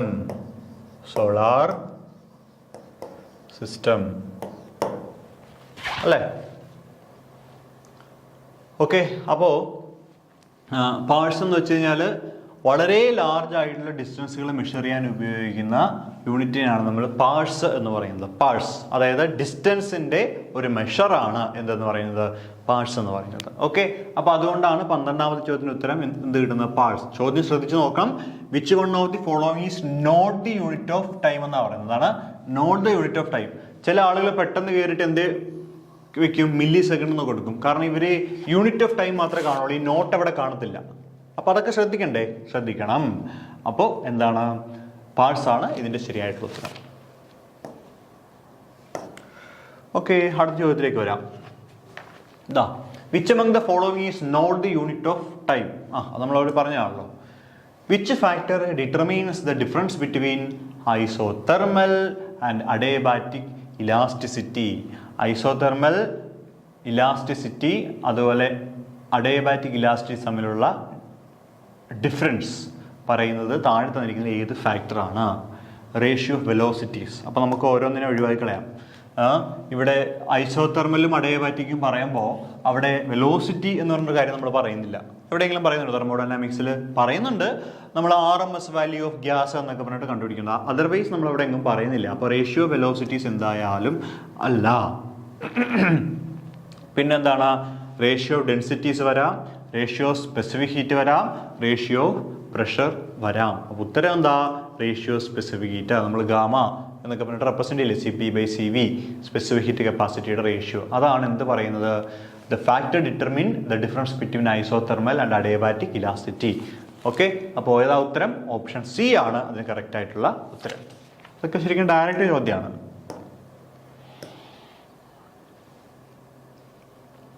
14ാമത്തെ ചോദ്യം നോക്കൂ. Most probable position of a particle in a box of n = 1 state is at. അതായത് നമ്മൾ ക്വാണ്ടം മെക്കാനിക്സിൽ നിന്ന് വരുന്ന ഒരു പോർഷനാണ് പാർട്ടിക്കിൾ ഇൻ എ ബോക്സ് എന്ന് പറഞ്ഞിട്ട് നമ്മളൊരു കാര്യം ക്വാണ്ടം മെക്കാനിക്സിൽ പഠിക്കുന്നുണ്ട്. ഇതാണ് നമ്മുടെ ബോക്സ് എന്ന് വിചാരിക്കുക, അല്ലേ? ഇതാണ് നമ്മുടെ ബോക്സ് എന്ന് വിളിക്കുക. നമ്മൾ 0 to L ആണ് ആ ബോക്സിന്റെ വിഡ്ത്ത് എന്ന് വിചാരിക്കുക. അങ്ങനെയാണെങ്കിൽ ഇതിനൊരു വേവ് ഫംഗ്ഷൻ നമ്മൾ റെപ്രസെന്റ് ചെയ്യും. ψ = √2/L ഇൻറ്റു എന്താണ്, സൈൻ nπx/L എന്ന് നമ്മൾ എഴുതും. ψ = √2/L ഇൻറ്റു സൈൻ nπx/L എന്ന് എഴുതും. സോ നമ്മൾ ഇതിൻ്റെ അകത്തൊരു വേവ് ഫംഗ്ഷൻ ഇങ്ങനെ റെപ്രസെന്റ് ചെയ്യാറുണ്ട്. ഇതാണ് നമ്മുടെ വേവ് ഫംഗ്ഷൻ എന്ന് പറയുന്നത്. ഈ വേവ് ഫംഗ്ഷന്റെ മാക്സിമം ആംപ്ലിറ്റ്യൂഡ് കിട്ടുന്ന എവിടെയാണോ അവിടെ ആയിരിക്കും എന്തുണ്ടാകുന്നത്, most probable position of particle in the box ഉണ്ടാവുക. ഓക്കെ, അതായത് L/2 ആണ് നമ്മുടെ ഉത്തരം. L/2. അപ്പോൾ ഈ എക്സ് എന്ന് പറയുന്നതാണ് എവിടെ തൊട്ട് എവിടെ വരെ, 0 മുതൽ L വരെ. അതിൽ most probable position of a particle in a box for n = 1 state is. അതായത് കൺസെപ്റ്റ് ഇത്രയേ ഉള്ളൂ. ഇതൊരു പാർട്ടിക്കിൾ വെല്ലാണ്, പൊട്ടൻഷ്യൽ വെല്ലാണ്. പൊട്ടൻഷ്യൽ വെൽ, ഈ പൊട്ടൻഷ്യൽ വെല്ലിൻ്റെ അതൊരു പാർട്ടിക്കിൾ ഉണ്ടാവും, ഒരു ചെറിയ പാർട്ടിക്കിൾ ഇതിനകത്ത് ഉണ്ടാവും, അല്ലേ? അപ്പോൾ ആ പാർട്ടിക്കിൾ ഈ പൊസിഷനിൽ എവിടെ വേണേലും നിൽക്കാം. ഇവിടെ നിൽക്കാം, ഇവിടെ നിൽക്കാം, ഇവിടെ നിൽക്കാം, ഇവിടെ നിൽക്കാം, ഇവിടെ നിൽക്കാം, ഇവിടെ നിൽക്കാം, ഇവിടെ നിൽക്കാം, ഇവിടെ നിൽക്കാം, ഇവിടെ നിൽക്കാം, ഇവിടെ നിൽക്കാം, എവിടെ വേണേലും നിൽക്കാനുള്ള പോസിബിലിറ്റി ഉണ്ട്. അപ്പോൾ ചോദ്യം എന്താ? Most probable position of a particle in the box for n = 1 state. അതായത് ഇവിടെ ഒരു n ഉണ്ടോ നിങ്ങൾ? ഈ n-ന്റെ വാല്യൂ എത്ര വരാം? 1 വരാം, 2 വരാം, 3 വരാം, 4 വരാം, എത്ര വേണേലും വരാം. അപ്പോൾ n = 1 ആയിരിക്കുമ്പോൾ പാർട്ടിക്കിൾ ഏറ്റവും കൂടുതൽ കാണാൻ സാധ്യതയുള്ള സ്ഥലം ഏതാണ് ബോക്സിൻ്റെ അകത്ത് എന്നാണ് ചോദ്യം. അപ്പോൾ മനസ്സിലാക്കുക, പാർട്ടിക്കിൾ ഏറ്റവും കൂടുതൽ കാണാൻ സാധ്യതയുള്ളത് ഇവിടെയാണ്, ഈ പോയിന്റ്. അതായത് കൃത്യമായിട്ട് പറഞ്ഞാൽ ആ ബോക്സിന്റെ മധ്യഭാഗത്തായിട്ടാണ് പാർട്ടിക്കിളുകൾ കാണാനായിട്ടുള്ള ഏറ്റവും കൂടുതൽ സാധ്യതയുള്ളത്, കേട്ടോ. അപ്പോൾ L/2 പാർട്ടിക്കിളിന്റെ സാന്നിധ്യം ഏറ്റവും കൂടുതൽ ഉണ്ടാവുക. സോ അതുകൊണ്ട് ഉത്തരം എവിടെയാണ്? ഉത്തരം ഇതാണ്. എന്താണ്? L/2. ഈ L-ന്റെ കൂടെയാണ് കേട്ടോ 3L/4 എഴുതണേ. അപ്പോൾ L/2 പാർട്ടിക്കിളിന്റെ മോസ്റ്റ് പ്രോബബിലിറ്റി എവിടെയാണ്? x = L/2 മോസ്റ്റ് പ്രോബബിലിറ്റി നമുക്ക് കാണാൻ സാധിക്കുന്നത്, കേട്ടോ. സോ അതുകൊണ്ട് ഓപ്ഷൻ സി L/2, I അല്ല L. അടുത്ത ചോദ്യം. How much energy is required to knock out an electron from the innermost orbiter? Hydrogen ആറ്റവുമായിട്ട് ബന്ധപ്പെട്ട് ചോദിച്ചിരിക്കുന്ന ഒരു ചോദ്യമാണിത്. അപ്പോൾ ഇവിടെ എന്തൊക്കെയാണ് നമ്മൾ മനസ്സിലാക്കേണ്ടത്? നമ്മളൊരു ഹൈഡ്രജൻ ആറ്റം എടുത്തു കഴിഞ്ഞാൽ അതിൻ്റെ ന്യൂക്ലിയസ് ഉണ്ട്, അല്ലേ? ആ ന്യൂക്ലിയസിൻ്റെ പുറത്തുനിന്നുണ്ട് ഒരുപാട് ഷെല്ലുകളുണ്ട്, അല്ലേ? അപ്പോൾ ഇന്നർമോസ്റ്റ് ഷെല്ലിലിരിക്കുന്ന ഒരു ഇലക്ട്രോണിനെ ഇവിടെ നിന്നും പുറത്തേക്ക് കളയാൻ വേണ്ടിയിട്ട്, നോക്ക് ചെയ്യാൻ വേണ്ടിയിട്ട്, പുറത്തേക്ക് കളയാൻ വേണ്ടിയിട്ട് എത്രത്തോളം എനർജി അതിന് കൊടുക്കണം എന്നുള്ളതാണ് ചോദ്യം. അപ്പോൾ ആദ്യം മനസ്സിലാക്കേണ്ടത് എന്താണ്? ഇന്നർ മോസ്റ്റിലൂടെ കറങ്ങുന്ന ആ ഇലക്ട്രോൺ ഒരു സ്പെസിഫിക് എമൗണ്ട് ഓഫ് എനർജി ഉണ്ടാവും. ആ എനർജിക്ക് ഓപ്പോസിറ്റ് ആയിട്ട് എനർജി കൊടുത്താൽ മാത്രമേ അവൻ അവിടുന്ന് ബ്രേക്ക് ചെയ്ത് പുറത്തേക്ക് ഇടാൻ പറ്റുള്ളൂ നമുക്ക്. ശരിയല്ലേ? അപ്പോൾ ഓർക്കുക, ഈ ഇലക്ട്രോണിന്റെ എനർജി നമ്മൾ En = -13.6 / n² ഇലക്ട്രോൺ വോൾട്ട് എന്നാണ് നമ്മൾ എഴുതുന്നത്. ശരിയല്ലേ? അപ്പൊ ഇന്നർ മോസ്റ്റ് ആവുമ്പോൾ നമ്മൾ അതിനെ E1 എന്ന് എഴുതും. E1 = -13.6 / 1² ഇലക്ട്രോൺ വോൾട്ട് എന്ന് എഴുതാം. That is equal to -13.6 electron volt. അതായത് ഇന്നർ മോസ്റ്റിൽ ഇരിക്കുന്ന ഇലക്ട്രോണിന്റെ എനർജി എത്രയാണ്? -13.6 ആണ് അതിന്റെ ഇലക്ട്രോണിന്റെ എനർജി. ഇനി ഇതിനെ അവിടെ നിന്ന് നോക്ക് ചെയ്യണമെങ്കിൽ, പുറത്തേക്ക് എടുക്കണമെങ്കിൽ എത്ര എനർജി കൊടുക്കണം? ഇതിന്റെ പോസിറ്റീവ് എനർജി കൊടുക്കണം. +13.6 ഇലക്ട്രോൺ വോൾട്ട്. എത്രയാണ്? +13.6 ഇലക്ട്രോൺ വോൾട്ട്. അപ്പോൾ ഉത്തരം ഏതാ? ഓപ്ഷൻ ബി ആണ് ശരിയായിട്ടുള്ള ഉത്തരം. എത്രയാണ്? 13.6 ഇലക്ട്രോൺ വോൾട്ട്. എത്രയാണ്? 13.6 ഇലക്ട്രോൺ വോൾട്ട്.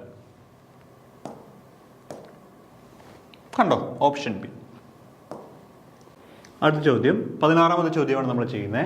അപ്പോൾ which observation leads to discovery of deuterium by Harold Urey ഇൻ 1932? അപ്പോൾ ഇങ്ങനെയുള്ള ചോദ്യങ്ങളൊക്കെ വരുന്ന വെച്ചാൽ കുറച്ച് റിസ്ക് ആണ്. കാരണം എല്ലാ കാര്യങ്ങളൊന്നും നമുക്ക് അറിഞ്ഞിരിക്കാൻ പറ്റില്ല. ഇതിൽ കുറേ ഡിസ്കവറി ഉള്ള കുറേ കാര്യങ്ങളൊക്കെ ചോദിച്ചിട്ടുണ്ട്. അപ്പോൾ ഇതിൻ്റെ ഉത്തരം ഡിഫറൻസ് ഇൻ വേവ് ലെങ്ത് ആണ്. അപ്പോൾ ഇത് അതുപോലെ പഠിച്ചു വയ്ക്കുക കേട്ടോ. ശരി, അടുത്തത് 2 charges for E and E are separated by a distance A, where a third charge Q should be placed to keep the equilibrium. അതായത് 4E എന്ന് പറഞ്ഞിട്ടൊരു ചാർജും E എന്ന് പറഞ്ഞ ചാർജും സെപ്പറേറ്റ് ചെയ്ത് വെച്ചിട്ടുണ്ട്.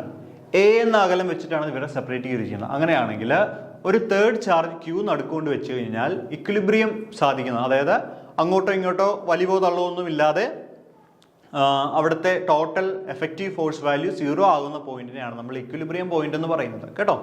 അപ്പോൾ ആ ഇക്വിലിബ്രിയം പോയിന്റ് ആവാൻ വേണ്ടിയിട്ടുള്ള ദൂരം എത്രയാണെന്നുള്ളതാണ് ചോദ്യം. ഓക്കെ, അപ്പോൾ നമുക്ക് നോക്കാം. ചെയ്തു തരാം. അപ്പോൾ ചോദ്യത്തിൽ പറഞ്ഞിരിക്കുന്ന കാര്യങ്ങൾ ആദ്യം എഴുതുക. നമ്മുടെ കയ്യിൽ E എന്ന് പറയുന്നൊരു ചാർജുണ്ട്, 4E എന്ന് പറയുന്നൊരു ചാർജുമുണ്ട്. ഈ രണ്ട് ചാർജുകൾ എത്ര അകലത്തിലാണ് വെച്ചിരിക്കുന്നത്? A എന്ന അകലത്തിലാണ് ഈ രണ്ട് ചാർജുകൾ വെച്ചിരിക്കുന്നത്. 2 charges 4E and E are separated by a distance of small a, where a third charge Q should be placed to keep the equilibrium. അപ്പോൾ നമ്മൾ ഒരു സ്മോൾ Q എന്ന് പറയുന്നൊരു ചാർജ് ഇവിടെ എവിടെയെങ്കിലും വെച്ചു എന്ന് വിചാരിക്കുക. സ്മോൾ Q എന്ന് പറഞ്ഞ ചാർജ് വെച്ചു എന്ന് വിചാരിക്കുക. അങ്ങനെയാണെങ്കിൽ ഇയിൽ നിന്നും ആ ചാർജിലേക്കുള്ള ദൂരം എത്രയാണ് എന്നുള്ളതാണ് ഇവിടെ നമ്മുടെ ചോദ്യം ചോദിച്ചിരിക്കുന്നത്. ഓക്കെ, അപ്പൊ നമുക്ക് കണ്ടുപിടിക്കേണ്ട ദൂരം ഏതാ? കണ്ടുപിടിക്കേണ്ട ദൂരം ഇയിൽ നിന്നും ഇങ്ങോട്ടേക്കുള്ള ദൂരം x ആണ് നമുക്ക് കണ്ടുപിടിക്കേണ്ടതെന്ന് മനസ്സിലാക്കുക. Okay, a third charge Q should be placed to keep in equilibrium. അപ്പോൾ നിങ്ങൾ എങ്ങനെയാണ് മനസ്സിലാക്കുന്നത്? ഇയിൽ നിന്നാണ് കണ്ടുപിടിക്കേണ്ടത്. ഓപ്ഷൻ നോക്കണം. ഫ്രം ഇ എന്നാണ് കൊടുത്തിരിക്കുന്നത്. അപ്പൊ എന്താ? ഇവിടെ തൊട്ട് ഇവിടെ വരെയുള്ള ദൂരമാണ് കണ്ടുപിടിക്കേണ്ടത്. x എന്ന് കൊടുക്കുക. അപ്പൊ ഈ ബാലൻസ് എത്രയായിരിക്കും? ഈ ബാലൻസ് ടോട്ടൽ a - x ആയിരിക്കും. എന്താണ്? ടോട്ടൽ a - x ആയിരിക്കും. അപ്പൊ ഇക്വിലിബ്രിയം പോയിന്റ് എന്ന് വെച്ചാൽ പ്രത്യേകത എന്താ? ഇതിൽ കൊടുക്കുന്ന ഫോഴ്സും 4E ഇതിൽ കൊടുക്കുന്ന ഫോഴ്സും എപ്പോഴും എന്താവണം? തുല്യമാവണം, അതായത് 0 ആവണം. അതായത് ഇയും 4Eയും വെച്ച് കഴിഞ്ഞാൽ ഒരാൾ കൂടുതലും ഒരാൾ കുറവല്ലേ. അപ്പൊ എന്ത് ചെയ്യും? ഇവിടെ നിന്ന് ഒരു തള്ളലുണ്ടാവും. അപ്പൊ ആ തള്ളൽ മൂലം ഒരാൾ ഒരു സൈഡിലേക്ക് മൂവ് ചെയ്ത് രണ്ടുപേരുടെയും ഫോഴ്സ് തുല്യമാവുന്ന പോയിന്റ് എത്തുമ്പോൾ Q എന്ന് പറയുന്ന ചാർജ് അവിടെ അനങ്ങാണ്ടിരിക്കും. അപ്പൊ ആ ദൂരമാണ് കണ്ടുപിടിക്കേണ്ടത് ഇയിൽ നിന്നുള്ളത്. അപ്പൊ എന്താ നമുക്ക് എഴുതാൻ പറ്റുക? രണ്ട് ഫോഴ്സും തുല്യമാണ്. ഏതൊക്കെ ഫോഴ്സ്? സ്മോൾ ഇയും സ്മോൾ ക്യൂവും തമ്മിലുള്ള ഫോഴ്സും സ്മോൾ ക്യൂവും 4Eയും തമ്മിലുള്ള ഫോഴ്സും തുല്യമാകുമ്പോഴാണ് ഇക്വിലിബ്രിയം ഉണ്ടാകുന്നത്. അത് മനസ്സിലാക്കി വെച്ചേക്കണം. അപ്പൊ നോക്കിയോ, ഒന്നുമില്ല പിള്ളേരെ, ഇവിടെ ഒരാൾ നിൽക്കുന്നുണ്ട്, ഇവിടെ 3 ആൾ നിൽക്കുന്നുണ്ട് അല്ലേ? എന്നിട്ട് ഒരു എന്തെങ്കിലും സാധനം ഇവിടെ കെട്ടി വെച്ചിരിക്കുകയാണ് കയറയിൽ. അപ്പോൾ 3 ആൾ ഇങ്ങോട്ടും വലിക്കും, ഒരാൾ ഇങ്ങോട്ടും വലിക്കും. അപ്പോൾ ഇതിങ്ങനെ വലിച്ച് ഏതെങ്കിലും ഒരു പോയിന്റ് എത്തുമ്പോൾ ചിലപ്പം രണ്ട് ഫോഴ്സും തുല്യമാവും. ആ സമയത്ത് ഇക്വിലിബ്രിയം പോയിന്റ് ഉണ്ടെന്ന് വരിക്കാം. പിന്നെ നടുക്കിരിക്കുന്ന അവസ്ഥ അവിടെ തന്നെ ഇരിക്കും. ലോജിക്ക് പറയാൻ പറ്റില്ല, ഞാൻ വെറുതെ പറഞ്ഞു എന്നേ ഉള്ളൂ. എന്ന് പറയുന്ന പോലെ ഇവിടെ ഇ ഉണ്ട്, ഇവിടെ 4e ഉണ്ട്. ഒരു പോയിന്റ് എത്തുമ്പോൾ സ്മോൾ ക്യൂവിൽ ഒരു ഇക്വിലിബ്രിയം അനുഭവപ്പെടും. അങ്ങനെയാണെങ്കിൽ ആ ഇക്വിലിബ്രിയം അനുഭവപ്പെടുന്ന പോയിന്റ് ഇയിൽ നിന്നുള്ള അകലം എത്ര? ഇതാണ് ചോദ്യം. അപ്പോൾ രണ്ട് ഫോഴ്സും തുല്യമാണ്. അപ്പോൾ ഫോഴ്സ് നമുക്കറിയാം 1/4πε0 ഇൻറ്റു Q1 Q2/r². അപ്പോൾ QE ഡിവൈഡ് ബൈ എന്താണ്? QE രണ്ട് ചാർജ്, ഒരെണ്ണം ഇയും ഒരെണ്ണം ക്യൂവും. r² എന്നത് x² ആണ്. ഇസ് ഈക്വൽ ടു ഇവർ തമ്മിലുള്ളത് എന്താണ്? 1/4πε0 into Q into 4e. Q into 4e divide by a minus x the whole square എന്ന് എഴുതുക. 1/4πε0 1/4πε0 വെട്ടിക്കളയാം. ഈ ക്യൂവും ഈ ക്യൂവും വെട്ടിക്കളയാം. ഈ ഇയും ഈ ഇയും വെട്ടിക്കളയാം. So 1/x² is equal to എന്താണ്? 4/a minus x the whole square എന്ന് എഴുതുക. 4a minus x the whole square എന്ന് അവിടെ എഴുതാൻ പറ്റും നമുക്ക്. ശരിയല്ലേ? അപ്പോൾ 1/x² is equal to 4 divided by a minus x² എന്ന് നമുക്ക് എഴുതാം. ഇനി ഒരു കാര്യം ചെയ്ത് നോക്കിയേ, രണ്ട് ഭാഗത്ത് നിങ്ങൾ സ്ക്വയർ റൂട്ട് എടുത്തേ ഒന്ന് വെറുതെ സ്ക്വയർ റൂട്ട്. അപ്പോൾ 1/x is equal to എന്താണ്? 2 divided by a minus x എന്ന് എഴുതാം. ക്രോസ് ചെയ്യുക. a minus x is equal to 2x എന്ന് എഴുതുക. അപ്പോൾ a is equal to എന്ത് എഴുതാം? a is equal to 3x എന്ന് എഴുതാം അല്ലേ? അങ്ങനെയാണെങ്കിൽ x is equal to എന്താണ്? a divided by 3. എന്താണ്? x is equal to a divided by 3. x is equal to a divided by 3. അപ്പോൾ ഏതാണ്? ഓപ്ഷൻ എ ആണ് right choice. a/3 from a. അതായത് ഇവിടെ നിന്നും 3a/3 അകലത്തിലെത്തുമ്പോൾ എന്ത് സംഭവിക്കും? 2 charges 4e and e are separated by a distance a, where a third charge QE should be placed to keep the equilibrium when it is placed a/3 from e എന്ന് എഴുതുക. കണ്ടോ? അപ്പോൾ ഇങ്ങനൊരു ചോദ്യം, അതായത് രണ്ട് ചാർജുകൾ ഇരിക്കുന്നു, നടുക്കൊരു ചാർജ് കൊണ്ടുവന്ന് വെക്കുന്നു. അങ്ങനെയാണെങ്കിൽ ഈ ഇക്വിലിബ്രിയം പോയിന്റ് എത്തുന്ന ദൂരം എത്രയാണെന്ന് അളക്കാൻ പറഞ്ഞു കഴിഞ്ഞാൽ ഈ രീതിയിൽ കണ്ടുപിടിച്ചാൽ മതി. രണ്ടിലെ ഫോഴ്സ് ഇക്വേറ്റ് ചെയ്തിട്ട് കോൺസ്റ്റന്റിന്റെ വാല്യൂവിനെ കണ്ടുപിടിക്കുക.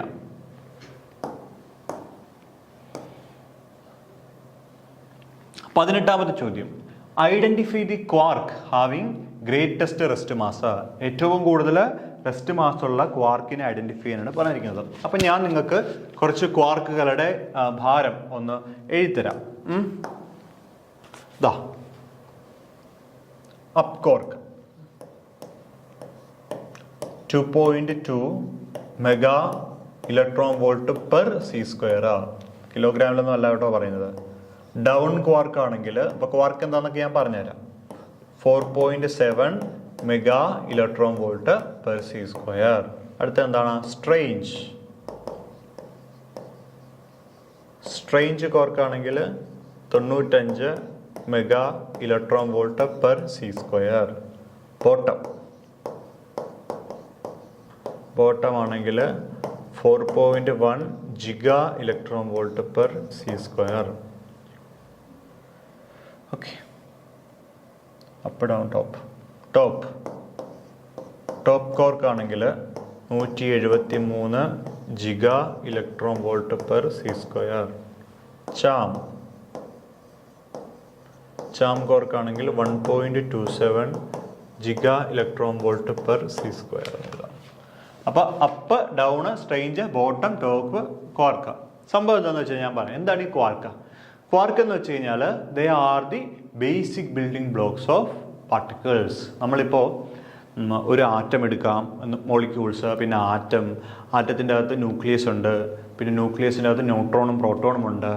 ഇനി ന്യൂട്രോണും പ്രോട്ടോണിൻ്റെ ഉള്ളിൽ എന്തുണ്ട്? ക്വാർക്കുകളുണ്ട്. അതായത് ന്യൂട്രോണുകൾ, പ്രോട്ടോണുകൾ, കയോണ് പോലെയുള്ള പാർട്ടിക്കിളുകളെല്ലാം നിർമ്മിച്ചിരിക്കുന്നത് ചെറിയ ചെറിയ അതിനേക്കാൾ ചെറിയ പാർട്ടിക്കിളുകൾ കൊണ്ടാണ്. ആ പാർട്ടിക്കിളെ പറയുന്ന പേരാണ് ക്വാർക്കുകൾ എന്ന് പറയുന്നത്. അപ്പോൾ quarks are the basic building blocks of fundamental പാർട്ടിക്കിളുകളുടെ ബേസിക് ബിൽഡിംഗ് ബ്ലോക്കുകളാണ് എന്ന് പറയുന്നത് ക്വാർക്കുകൾ. നമ്മളൊരു കെട്ടിടം കെട്ടുകയാണെങ്കിൽ നമ്മൾ ഇഷ്ടിക വെച്ച് കിട്ടില്ലേ എന്ന് പറയുന്നത്. ഒരു പ്രോട്ടോൺ വേണമെങ്കിൽ ആ പ്രോട്ടോണത്ത് അപ്പ് കോർക്കും ഡൗൺ കോർക്കും ഒക്കെ അതിൻ്റെ ഉണ്ടാവണം.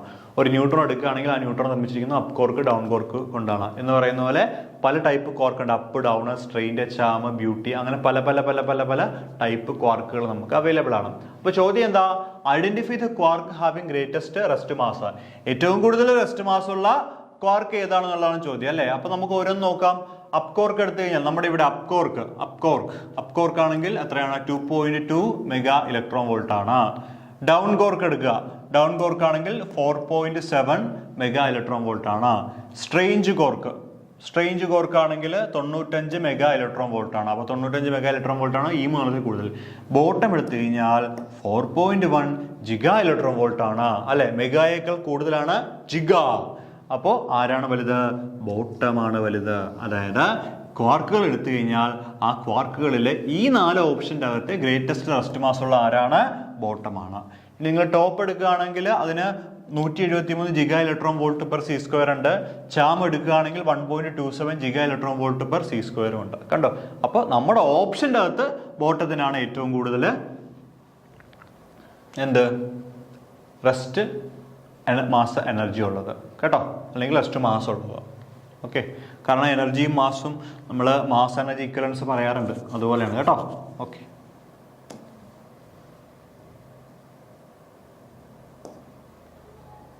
ബോട്ടം. ഓക്കെ,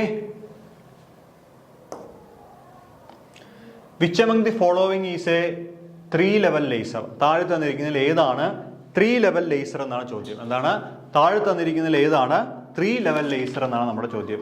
അപ്പോൾ നമുക്ക് ഓരോന്നായിട്ട് എഴുതാം. ഏറ്റവും ആദ്യം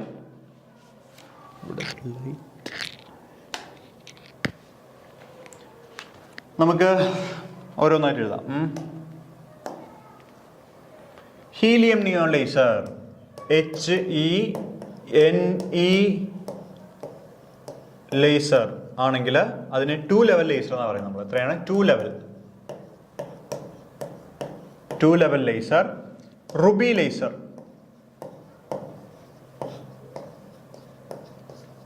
ആണെങ്കിൽ അത് 3 ലെവൽ ലേസർ ആണ്. 3 ലെവൽ ലേസർ. സെമി കണ്ടക്ടർ നമ്മൾ ആ ലേസറിന്റെ പോർഷൻസിൽ ഇത് പഠിക്കുന്നുണ്ട്. 4 ലെവൽ ലേസർ. ഇനി NaYAG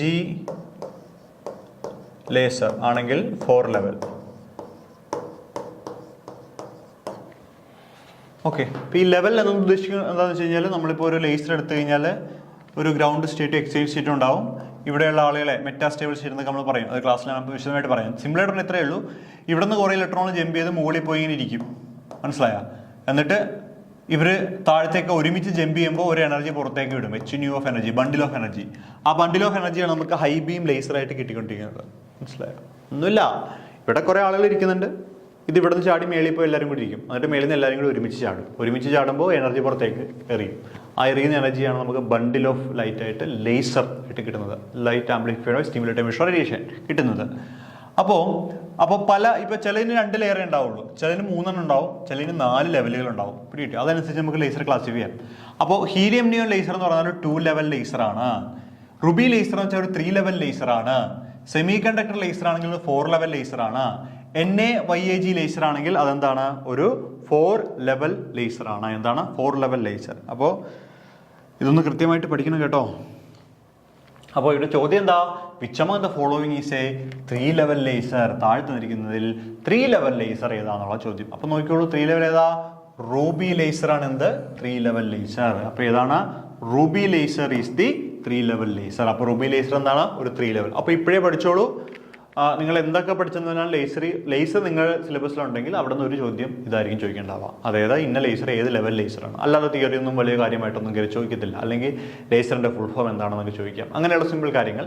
പക്ഷേ ഇത് നന്നായിട്ട് അറിയാവുന്ന ആൾക്ക് മാത്രമേ, ഇത് 4 ഓപ്ഷൻസ് അറിയാവുന്നവർക്ക് മാത്രമേ കൃത്യമായിട്ട് എഴുതാൻ പറ്റുള്ളൂ കേട്ടോ. അപ്പോൾ ഇനിയൊരു ചോദ്യം ചോദിച്ചാൽ അത് പോകരുത്. നിങ്ങളൊരു ബോക്സിലാക്കിയിട്ട് തന്നെ ഈ സാധനം എവിടെയെങ്കിലും മാർക്ക് ചെയ്യണം കേട്ടോ. ഒരു ബോക്സിൽ നിങ്ങൾ ഈ കാര്യങ്ങൾ മാർക്ക് ചെയ്യണം. Okay. 20. Identify the multivibrator which generate square wave of its own. Okay, എന്താണ് square wave of its own? അപ്പോൾ നമുക്ക് ഏറ്റവും ആദ്യം എന്താണ് മൾട്ടിപ്ലെയർ എന്ന് ഒന്ന് എഴുതാം. അപ്പോൾ അതിൻ്റെ ഡെഫിനിഷൻ എഴുതരാം. മൾട്ടി വൈബ്രേറ്റർ, മൾട്ടിപ്ലെയർ അല്ല, മൾട്ടി വൈബ്രേറ്റർ. എന്താണെന്ന് എഴുതി വയ്ക്കൂ. Multivibrator, it is an electronic circuit. It is an electronic circuit that generates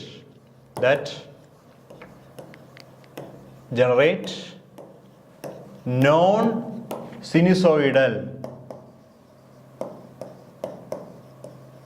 non sinusoidal wave forms.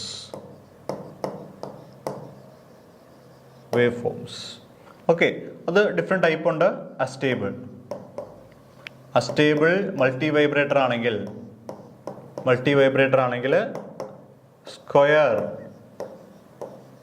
Square എന്നാണ് കേട്ടോ, സ്ക്വയർ വേവ് ഔട്ട്പുട്ട്. മോണോസ്റ്റേബിൾ ആണെങ്കിൽ റെക്ടാങ്കുലാർ or square.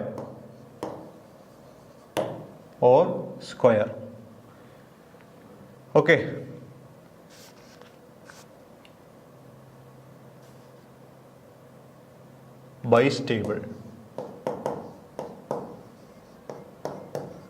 bistable ആണെങ്കിൽ സ്ക്വയർ. Okay, അപ്പോൾ മൾട്ടി വൈബ്രേറ്റർ എന്ന് വെച്ചാൽ എന്താണ്? It is an electronic circuit that generate non-sinusoidal waveforms. അപ്പോൾ നോൺ സൈനുസോയിഡൽ വേവ് ഫോംസ് വരുന്ന ഇലക്ട്രോണിക് സർക്യൂട്ടുകളെ ആണ് നമ്മൾ എന്തെന്ന് പറയുന്നത്?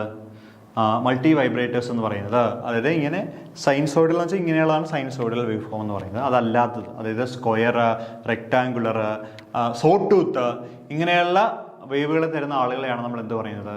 മൾട്ടി വൈബ്രേറ്റേഴ്സ് എന്ന് പറയുന്നത്. സിനുസോയിഡൽ എന്ന് പറയുമ്പോൾ ഇതാണ് സിനുസോയിഡൽ അല്ലേ? ഇതല്ലാതെ ഇങ്ങനെയൊക്കെ സ്ക്വയർ ആയിട്ട്, പിന്നെ റെക്ടാങ്കിൾ ആയിട്ട്, പിന്നെ ഇങ്ങനെ സോട്ടൂത്ത് പോലെയുള്ളത് ഒക്കെ തരുന്ന ആളുകളെയാണ് നമ്മൾ മൾട്ടി വൈബ്രേറ്റേഴ്സ് എന്ന് പറയുന്നത്. അപ്പോൾ identify the multi vibrator which generate square wave of its on. അതിൻ്റെ തന്നെ സ്ക്വയർ വേവ് പ്രൊഡ്യൂസ് ചെയ്യുന്ന ഓപ്ഷൻ ഏതാണെന്നുള്ള ചോദ്യം. ഓക്കെ, അപ്പോൾ ഇവിടെ സ്ക്വയർ വേവ് പ്രൊഡ്യൂസ് ചെയ്യുന്ന ആളുകൾ ഒരുപാട് പേരുണ്ട്. ഒരുവിധപ്പെട്ട എല്ലാ ആളുകളും. ഇപ്പോൾ മോണോസ്റ്റേബിൾ ആണെങ്കിൽ റെക്ടാങ്കിൾ അല്ലെങ്കിൽ സ്ക്വയർ വേവ് പ്രൊഡ്യൂസ് ചെയ്യും, ബൈസ്റ്റേബിൾ ആണെങ്കിൽ സ്ക്വയർ വേവ് പ്രൊഡ്യൂസ് ചെയ്യും, അസ്റ്റേബിൾ ആണെങ്കിലും സ്ക്വയർ വേവ് പ്രൊഡ്യൂസ് ചെയ്യും അല്ലേ? അപ്പോൾ ഇപ്പോൾ ഈ ഓൺ സ്റ്റേറ്റ് എന്ന് പറയുന്ന ഓപ്ഷൻ എന്തായാലും നമുക്ക് കളയാം, കാരണം ഇത് മൂന്നെണ്ണമാണ് ഇതിൻ്റെ അകത്ത് മൾട്ടി വൈബ്രേറ്റേഴ്സ് ഉള്ളത്. അപ്പോൾ ബൈസ്റ്റേബിൾ ആണോ, അസ്റ്റേബിൾ ആണോ, മോണോസ്റ്റേബിൾ ആണോ എന്നുള്ളതാണ് ചോദ്യം. അപ്പോൾ ഇവിടെ ഓപ്ഷൻ ബി ആണ് കറക്റ്റ്. അസ്റ്റേബിൾ മൾട്ടി വൈബ്രേറ്റേഴ്സ് ആണ് കറക്റ്റ്. ഇവിടെ നിങ്ങൾ ശ്രദ്ധിക്കണം, square wave of its on, അതിൻ്റെ തന്നെ സ്ക്വയർ വേവ് പ്രൊഡ്യൂസ് ചെയ്യുന്ന ആളെയാണ് നമുക്ക് വേണ്ടത്. അതേതാണ്? അസ്റ്റേബിൾ ആണ് കേട്ടോ. അപ്പോൾ അസ്റ്റേബിൾ ഒന്ന് പഠിച്ചു വെച്ചോളൂ, അസ്റ്റേബിൾ. ഓക്കെ, 21ാമത്തെ ചോദ്യമാണ് പറയുന്നത്. In an adiabatic expansion like let U1 and U2 be the internal energies of the initial and final state. What is the correct explanation? എന്താണ്? What is the correct explanation? Okay. നോക്കൂ. അപ്പോൾ നമുക്കറിയാം, നമ്മളൊരു cylinder എടുത്തിട്ട് ആ സിലിണ്ടറിൻ്റെ അകത്ത് gas fill ചെയ്തിട്ട് ആ ഗ്യാസിന് നമ്മൾ താഴത്തു നിന്ന് ഹീറ്റ് കൊടുക്കുകയാണെങ്കിൽ ആ ഹീറ്റിൻ്റെ ആദ്യത്തെ പോർഷൻ്റെ എനർജി ഈ ഗ്യാസ് ഇൻറ്റേർണൽ എനർജി കൂട്ടാൻ വേണ്ടിയിട്ട് ഉപയോഗിക്കും. അത് ഇറ്റ്സെൽഫ് അവൻ എനർജി കൂട്ടാൻ വേണ്ടി ഉപയോഗിക്കും. അതിനുശേഷം അത് വർക്ക് ചെയ്യാൻ വേണ്ടിയിട്ട് ബാക്കി എനർജി ഉപയോഗിക്കും. അത് മനസ്സിലാക്കുക. അപ്പോൾ ഇൻറ്റേർണൽ എനർജി എന്ന് വെച്ച് കഴിഞ്ഞാൽ ഇൻറ്റേർണലി ഡെവലപ്പ് ചെയ്യുന്ന എനർജിയാണ് അതിൻ്റെ ഇൻറ്റേർണൽ എനർജി എന്ന് പറയുന്നത് ഒരു ഗ്യാസിനെ സംബന്ധിച്ചിടത്തോളം. അപ്പോൾ നമ്മളൊരു എനർജി സപ്ലൈ ചെയ്യുകയാണെങ്കിൽ ആ സപ്ലൈ ചെയ്യുന്ന എനർജിയുടെ ആദ്യത്തെ പോർഷൻ അത് അബ്സോർബ് ചെയ്യുന്നത് അതിൻ്റെ തന്നെ ഇൻറ്റേർണൽ എനർജി കൂട്ടാൻ വേണ്ടിയിട്ടാണ്, ഗ്യാസ് മോളിക്യൂൾസിൻ്റെ. അപ്പോൾ U1 U2 എന്ന് പറയുന്നത് എന്താണ്? U1 U2 എന്ന് പറയുന്നത് എന്താണ്? ഇൻറ്റേർണൽ എനർജി ആണ് അല്ലേ? അപ്പോൾ internal energy initial and final internal energy in an adiabatic expansion. അപ്പോൾ നമ്മുടെ കയ്യിൽ ഒരു സിലിണ്ടർ ഉണ്ട്, ഇതാണ് നമ്മുടെ സിലിണ്ടർ. ഓക്കെ, ഈ സിലിണ്ടർ നമ്മൾ കുറച്ച് ഗ്യാസ് ഫില്ല് ചെയ്തിട്ടുണ്ട് അല്ലേ? ഇവിടുത്തെ ഇൻറ്റേർണൽ എനർജി U1 ആണ്. Okay, U1. ഒരു പിസ്റ്റണും ഉണ്ട്. ഓക്കെ, അടുത്ത സ്റ്റേജിൽ നമ്മൾ എന്ത് ചെയ്യും? ഈ പിസ്റ്റൺ കുറച്ച് മുകളിലോട്ടങ്ങ് ഉയർത്തും. അപ്പോൾ എന്ത് പറ്റി? ഈ ഗ്യാസ് എക്സ്പാൻഡ് ചെയ്തു. എന്ത് സംഭവിച്ചു? ഈ ഗ്യാസ് എക്സ്പാൻഡ് ചെയ്തു. എന്ത് സംഭവിച്ചു? ഗ്യാസ് എക്സ്പാൻഡ് ചെയ്തു. അപ്പോൾ ഉള്ള അതിൻ്റെ എനർജിയാണ് U2. എന്താണ്? U2. അങ്ങനെയാണെങ്കിൽ താഴെ തന്നിരിക്കുന്ന ഏത് സ്റ്റേറ്റ്മെൻ്റാണ് കറക്റ്റ് എന്നാണ് ചോദ്യം. ഓക്കെ, അപ്പോൾ ഇവിടെ ഇപ്പോൾ U1 എനർജി 10 ഉണ്ടെന്ന് വിചാരിക്കുക. ഈ ഗ്യാസ് എക്സ്പാൻഡ് ചെയ്യുമ്പോൾ അതിൻ്റെ വോളിയം കൂടുകയാണ് ചെയ്യുന്നത്. വോളിയം കൂടുമ്പോൾ അവിടെ എന്ത് വേണം? വർക്ക് ഡൺ വേണം അല്ലേ? വർക്ക് ചെയ്താലല്ലേ ഇവനെ പൊക്കി മേലേക്ക് മാറ്റാൻ പറ്റുള്ളൂ. അപ്പോൾ എന്ത് സംഭവിക്കും? ഇതിൽ നിന്നൊരു 3 എനർജി വർക്കിന് വേണ്ടിയിട്ട് ഉപയോഗിക്കും. ബാക്കി ബാലൻസ് എത്ര ഉണ്ടാവുള്ളൂ? ഇതിൽ ഒരു 7 ഉണ്ടാവുള്ളൂ U2 എന്ന് പറയുന്നത്. പിടികിട്ടിയോ? അതായത് U1 is greater than U2 ആയിരിക്കും അല്ലേ? അല്ലെങ്കിൽ നിങ്ങളൊന്ന് ആലോചിച്ച് നോക്കിയേ, കുത്തി കയറ്റി ഇങ്ങനെ നെക്കി വെച്ചിരിക്കുകയാണെങ്കിലാണ് എന്തുണ്ടാവുക? ഈ ഗ്യാസ് ഇങ്ങനെ ഭയങ്കര ശക്തിയിൽ ഇങ്ങനെ ഡെവലപ്പായി നിൽക്കുകയുള്ളൂ. നമ്മൾ എക്സ്പാൻഡ് ചെയ്യുമ്പോഴത്തേക്ക് ആ എക്സ്പാൻഷന് വേണ്ടി കുറച്ച് എനർജി അതിൽ നിന്ന് എന്ത് ചെയ്യുന്നു? റിലീസ് ചെയ്യുന്നുണ്ട്. പിടികിട്ടിയോ? അപ്പോൾ അതുകൊണ്ട് എപ്പോഴും കംപ്രസ്ഡ് സ്റ്റേറ്റിലായിരിക്കും ഇന്റർണൽ എനർജി കൂടുതലുണ്ടാവുക. എക്സ്പാൻഡബിൾ സ്റ്റേറ്റ് വരുമ്പോൾ ഇന്റർണൽ എനർജി കുറയും. അതാണ് ഇവിടെ ഇരിക്കുന്നത്. Internal energy of initial final state which is correct expression എന്നാണ്. അപ്പോൾ ഒരു അഡയബാറ്റിക് എക്സ്പാൻഷൻ എന്ന് പ്രോബ്ലത്തിൽ പറയുന്നുണ്ട്. ഒരു അഡയബാറ്റിക് എക്സ്പാൻഷൻ്റെ അകത്ത് U1 U2 എന്ന് പറയുന്നത് initial and final internal energies ആണ്, അഡയബാറ്റിക് എക്സ്പാൻഷൻ ആണ്. അങ്ങനെയാണെങ്കിൽ താഴെ തന്നിരിക്കുന്നതിൽ ഏതാണ് കണ്ടീഷൻ? ഓക്കെ, അഡയബാറ്റിക് എക്സ്പാൻഷൻ്റെ ഗ്യാസ് എക്സ്പാൻഡ് ചെയ്യുന്ന പ്രോസസ്സാണ്. അപ്പോൾ ഇനീഷ്യലി U1 ആണ്, എക്സ്പാൻഡ് ചെയ്ത് കഴിയുമ്പോൾ ഉള്ളത് U2 ആണ്. അപ്പോൾ അങ്ങനെയാണെങ്കിൽ U1 ഈസ് ഗ്രേറ്റർ ദാൻ എന്താണ്? U2 എന്ന് നമുക്ക് പറയാം. ഓപ്ഷൻ എ ആണ് നമ്മുടെ റൈറ്റ് ചോയ്സ്. ഓപ്ഷൻ എ ആണ് റൈറ്റ് ചോയ്സ്.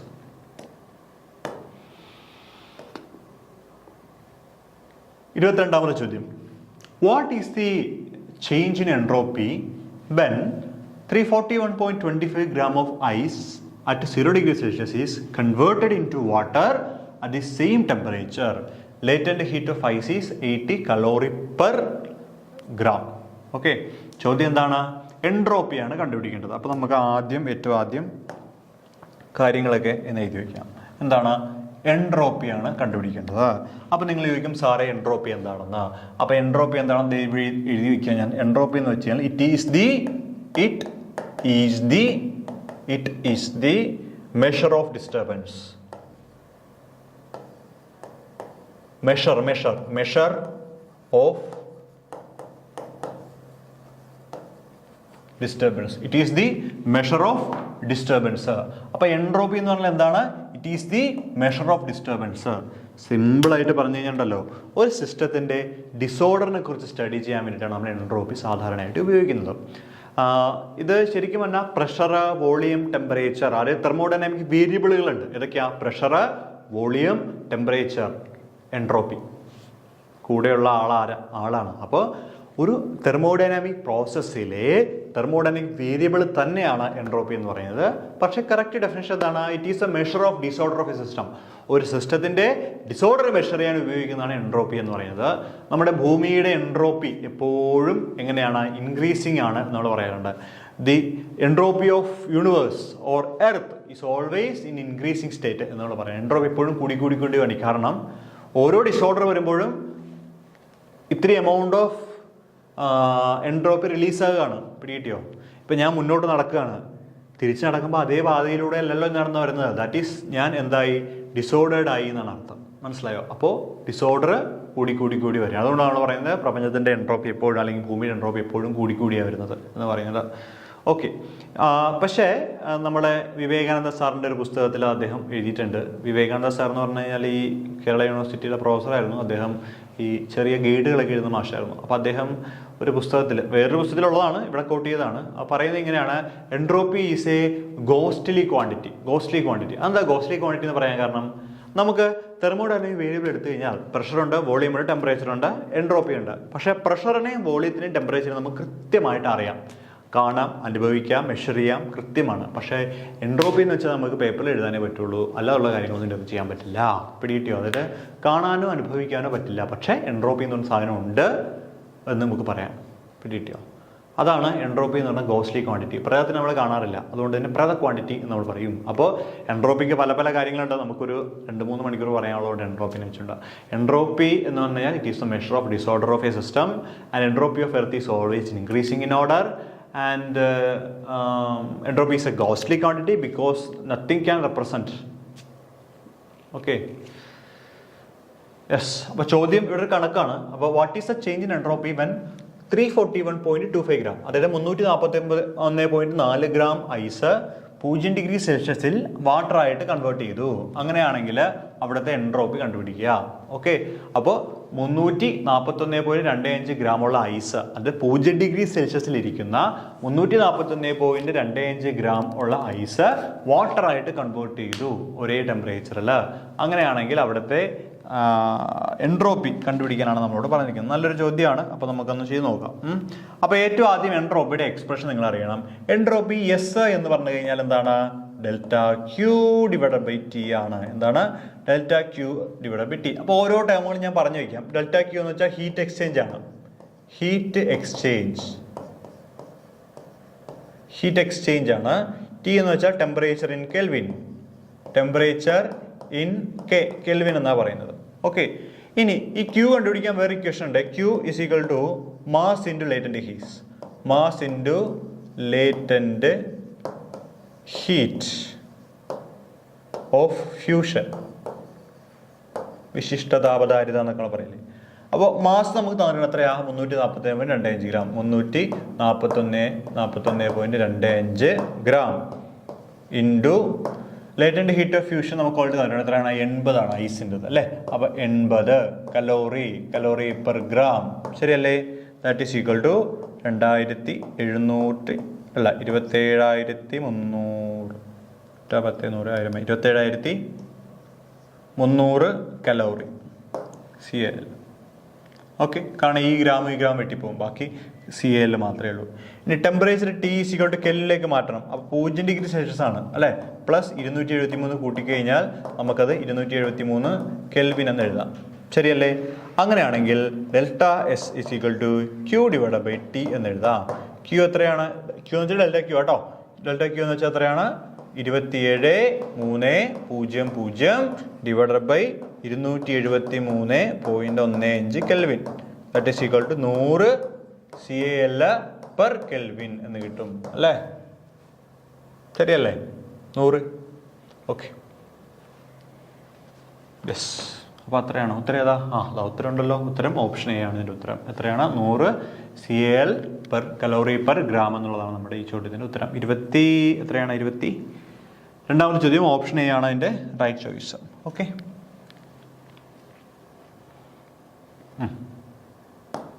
അപ്പോൾ ചെയ്യാൻ മനസ്സിലായി. ഇതെല്ലാം ഒരേ ഫോർമാറ്റാണ്. ഒരേ ഫോർമാറ്റിലാണ് പോകുന്നത്. ടെമ്പറേച്ചർ ചേഞ്ച് വരുമ്പോൾ നമ്മൾ അതിനനുസരിച്ച് ടെമ്പറേച്ചർ കൊടുക്കണം. ഇവിടെ നമ്മൾ ടെമ്പറേച്ചർ പറഞ്ഞെങ്കിൽ എത്രയാണ്? 0 ഗ്രാമിലുള്ള ഐസ്, 0 ഡിഗ്രി സെൽഷ്യസിലുള്ള ഐസ്, 0 ഡിഗ്രി സെൽഷ്യസിലുള്ള വാട്ടറാണ്. അപ്പോൾ ടെമ്പറേച്ചർ മാറ്റമില്ല. അതുകൊണ്ട് മാറ്റമില്ലാത്തതുകൊണ്ടാണ് നമ്മൾ 0 തന്നെ ഇട്ട് അവിടെ ചെയ്തു പോകുന്നത് കേട്ടോ. അപ്പോൾ ഏതാണ്? ഓപ്ഷൻ എ ആണ് റൈറ്റ് ചോയ്സ്. 22ാമത്തെ ചോദ്യം. അപ്പോൾ നമുക്ക് 23ാമത്തെ ചോദ്യം ചെയ്യാം. What is the average Fermi energy at 0K? 0Kയിലുള്ള ആവറേജ് ഫെർമി എനർജി എത്രയാണ്? ഇത് ഒരു സ്റ്റാൻഡേർഡ് ചോദ്യമാണ്. സ്റ്റാൻഡേർഡ് ചോദ്യം വെച്ചാൽ സ്റ്റാൻഡേർഡ് ചോദ്യം. ഉത്തരം ഏതാ? ഉത്തരം ഏതാ? 3/5 EF ആണ് ശരിയായിട്ടുള്ള ഉത്തരം എന്ന് പറയുന്നത്. അപ്പോൾ നിങ്ങൾ ചോദിക്കും സാറേ എന്താണ് ഈ ഫെർമി എനർജി? അപ്പോൾ നമുക്ക് ഫെർമി എനർജി എന്താണെന്ന് നോക്കാം. സോ ഫെർമി എനർജി അങ്ങനെ ഹെഡിങ് ആയിട്ട് താഴെ എഴുതുക. The Fermi energy EF is the highest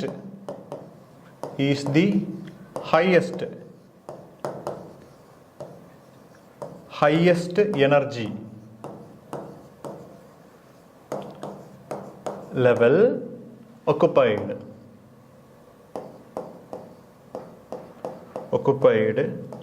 by electron in a material at 0K 0 Kelvin കേട്ടോ. അപ്പോൾ എന്താണ് ഫെർമി എനർജി എന്ന് ചോദിച്ചാൽ ഫെർമി നമ്മൾ ഈ valence band, conduction band, semi കണ്ടക്ടേഴ്സിൽ പഠിക്കില്ലേ? വാലൻസ് ബാൻഡ്, കണ്ടക്ഷൻ ബാൻഡ്, ഇതിൻ്റെ ഇടയിലാണ് ഒരു ഫെർമി എനർജി EF നിലകൊള്ളുന്നത്. പിടികിട്ടിയോ? അപ്പോൾ എന്താണ് ഫെർമി എനർജി എന്ന് വെച്ചാൽ Fermi energy EF is the highest energy level occupied by electron in a material of 0K. അതായത് 0 കെൽവിനുള്ളപ്പോൾ ആ മെറ്റീരിയലിനകത്ത് ഹയസ്റ്റ് ഒക്കുപ്പൈഡ് സ്റ്റേറ്റിനെയാണ് നമ്മൾ എനർജി സ്റ്റേറ്റിനെയാണ് നമ്മൾ എന്ത് പറയുന്നത്? ഫെർമി എനർജി എന്ന് പറയുന്നത്. അല്ലെങ്കിൽ Fermi energy level, Fermi level എന്ന് നമ്മൾ പറയേണ്ടത് EF. കിട്ടിയോ? നമ്മൾ ഡോപ്പ് ചെയ്യുന്നതനുസരിച്ചിട്ട് N ടൈപ്പ് ആണോ P ടൈപ്പ് ആണോ അതിനനുസരിച്ചിട്ട് ഈ ഫെർമി ലെവൽ ഇങ്ങനെ മാറ്റം ഉണ്ടാവും കേട്ടോ. അപ്പോൾ ഇവിടെ എന്താണ് what is the average Fermi energy 0 kelvin? 0 കെൽവിനിലുള്ള ആവറേജ് ഫെർമി എനർജി എന്താണെന്ന് ചോദിച്ചാൽ എത്രയാണ്? 3/5 EF. കാണാതെ പഠിക്കണം. എത്രയാണ്? 3/5 EF. ഇതിനൊക്കെ വലിയ ഡെറിവേഷൻസ് ഉണ്ട്. പക്ഷെ നമുക്ക് MCQ ആയതുകൊണ്ട് അവിടെയൊന്നും ഡെറിവേഷൻ്റെ ആവശ്യമില്ല. ഡയറക്റ്റ് കാണാപ്പാടം പഠിച്ചു വയ്ക്കണം. എന്താണ് average Fermi at average Fermi energy at 0 kelvin എത്രയാണ്? 3/5 EF. Average Fermi energy at 0 kelvin എത്രയാണ്? 3/5 EF. Average Fermi energy at 0 kelvin എത്രയാണ്? 3/5 EF. അപ്പോൾ ഇത് എന്ത് ചെയ്യണം? ഇത് നിങ്ങൾ കാണാതെ ബൈ ഹാർട്ട് പഠിക്കണം. Average Fermi energy is equal to 3/5 EF. Option A ആണ് റൈറ്റ് ചോയ്സ് കേട്ടോ. അപ്പോൾ ഞാനതാ പറയുന്നത്, ഈ മൾട്ടിപ്പിൾ ചോയ്സ് പരീക്ഷയുടെ പ്രത്യേകത എന്താ? നമ്മൾ ഡെറിവേഷനും അതും ഇതും ഒന്നും പഠിക്കണ്ട. കറക്റ്റ് അതിൻ്റെ ഒരു ഫൈനൽ റിസൾട്ട് ഉണ്ടാവില്ല. ആ റിസൾട്ട് മാത്രം ഏറ്റവും നന്നായിട്ട് പഠിച്ചു വെച്ചേക്കുക. ഓക്കെ, എന്ന് വെച്ചാൽ ഇക്വേഷൻസ് മാത്രമൊന്നുമല്ല, ചില തിയറംസ് ഉണ്ടാവും, പിന്നെ ചില ഡെറിവേഷൻ എടുത്ത് ചില പോയിന്റുകൾ ഉണ്ടാവും. ആ പോയിന്റുകളൊക്കെ നമ്മൾ അറിഞ്ഞിട്ടുണ്ടാവണം കേട്ടോ. അല്ലാതെ എസ് എ നമ്മൾ യൂണിവേഴ്സിറ്റി പരീക്ഷയ്ക്ക് എഴുതുന്ന പോലെ എസ് എ കണക്കിനൊന്നും എഴുതാനുള്ള ഒന്നും തലയ്ക്കകത്ത് കയറ്റി വെച്ച് സമയം കളയണ്ട കേട്ടോ. ശരി, അടുത്ത ചോദ്യത്തിലേക്ക് വരാം. What is Vantablack? What is Vantablack? So അപ്പോൾ എന്താണ് ഈ വാൻറ്റ ബ്ലാക്ക് എന്ന് എഴുതിത്തരാം. ഓക്കെ, അപ്പോൾ വാൻറ്റ ബ്ലാക്ക് എന്ന് എഴുതിയിട്ട് നിങ്ങൾ ഇതങ്ങ് എഴുതി വയ്ക്കുക. Vantablack, VANTABLACK, Vantablack is an acronym for vertically aligned, ALIGNED, aligned nanotube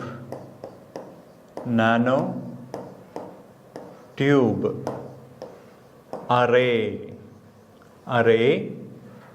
black a material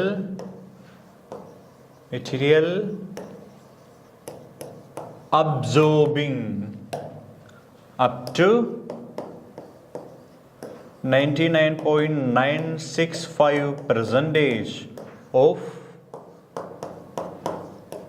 visible light. Okay, അപ്പോൾ എന്താണ്? Vantablack is a vertically aligned nanotube array black. എന്താണ്?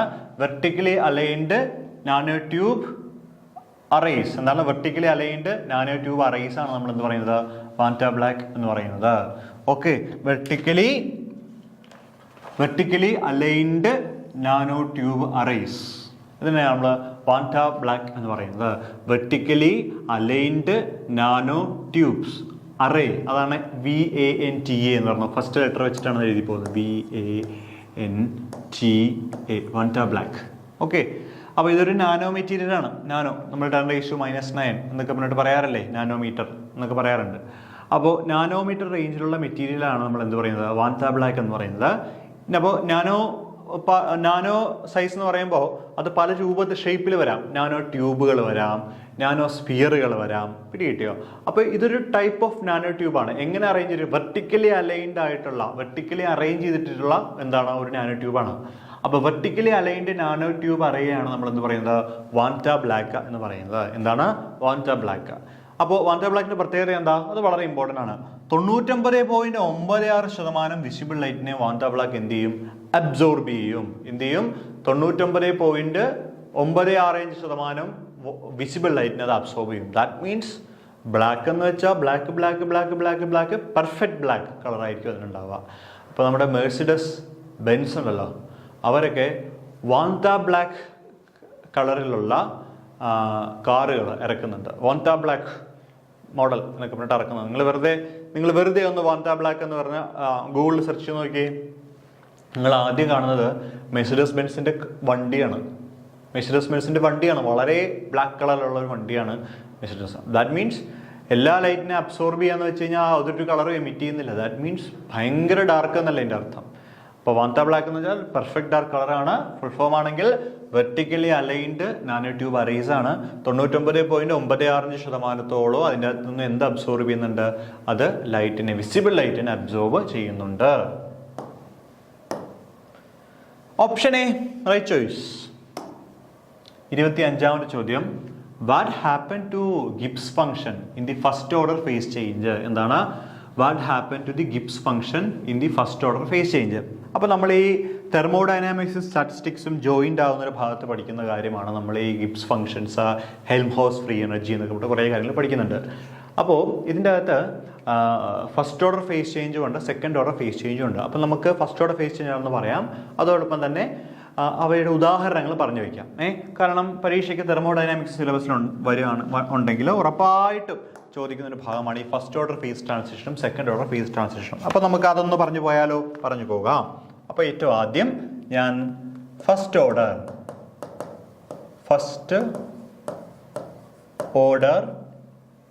Phase transition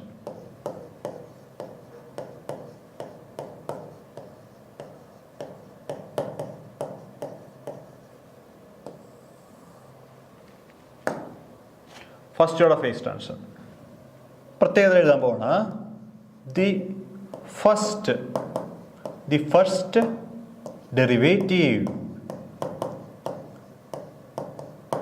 derivative of free energy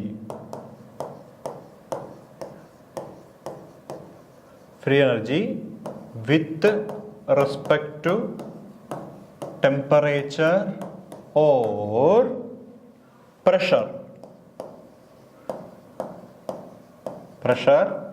is discontinuous.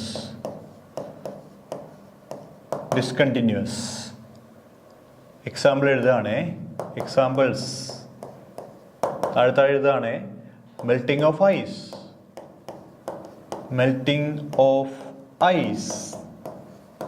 2, freezing of water 3, sublimation of dry ice. ഇനി second order കൂടി ഞാൻ അങ്ങ് എഴുതട്ടെ.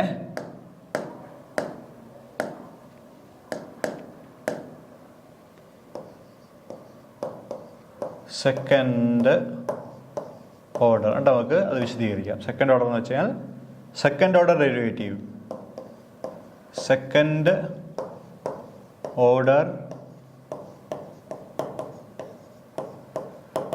Derivative of free energy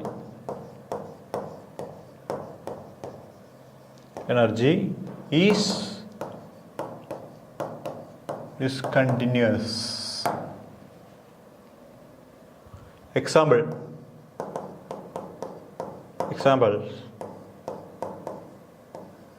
ferromagnet to paramagnetic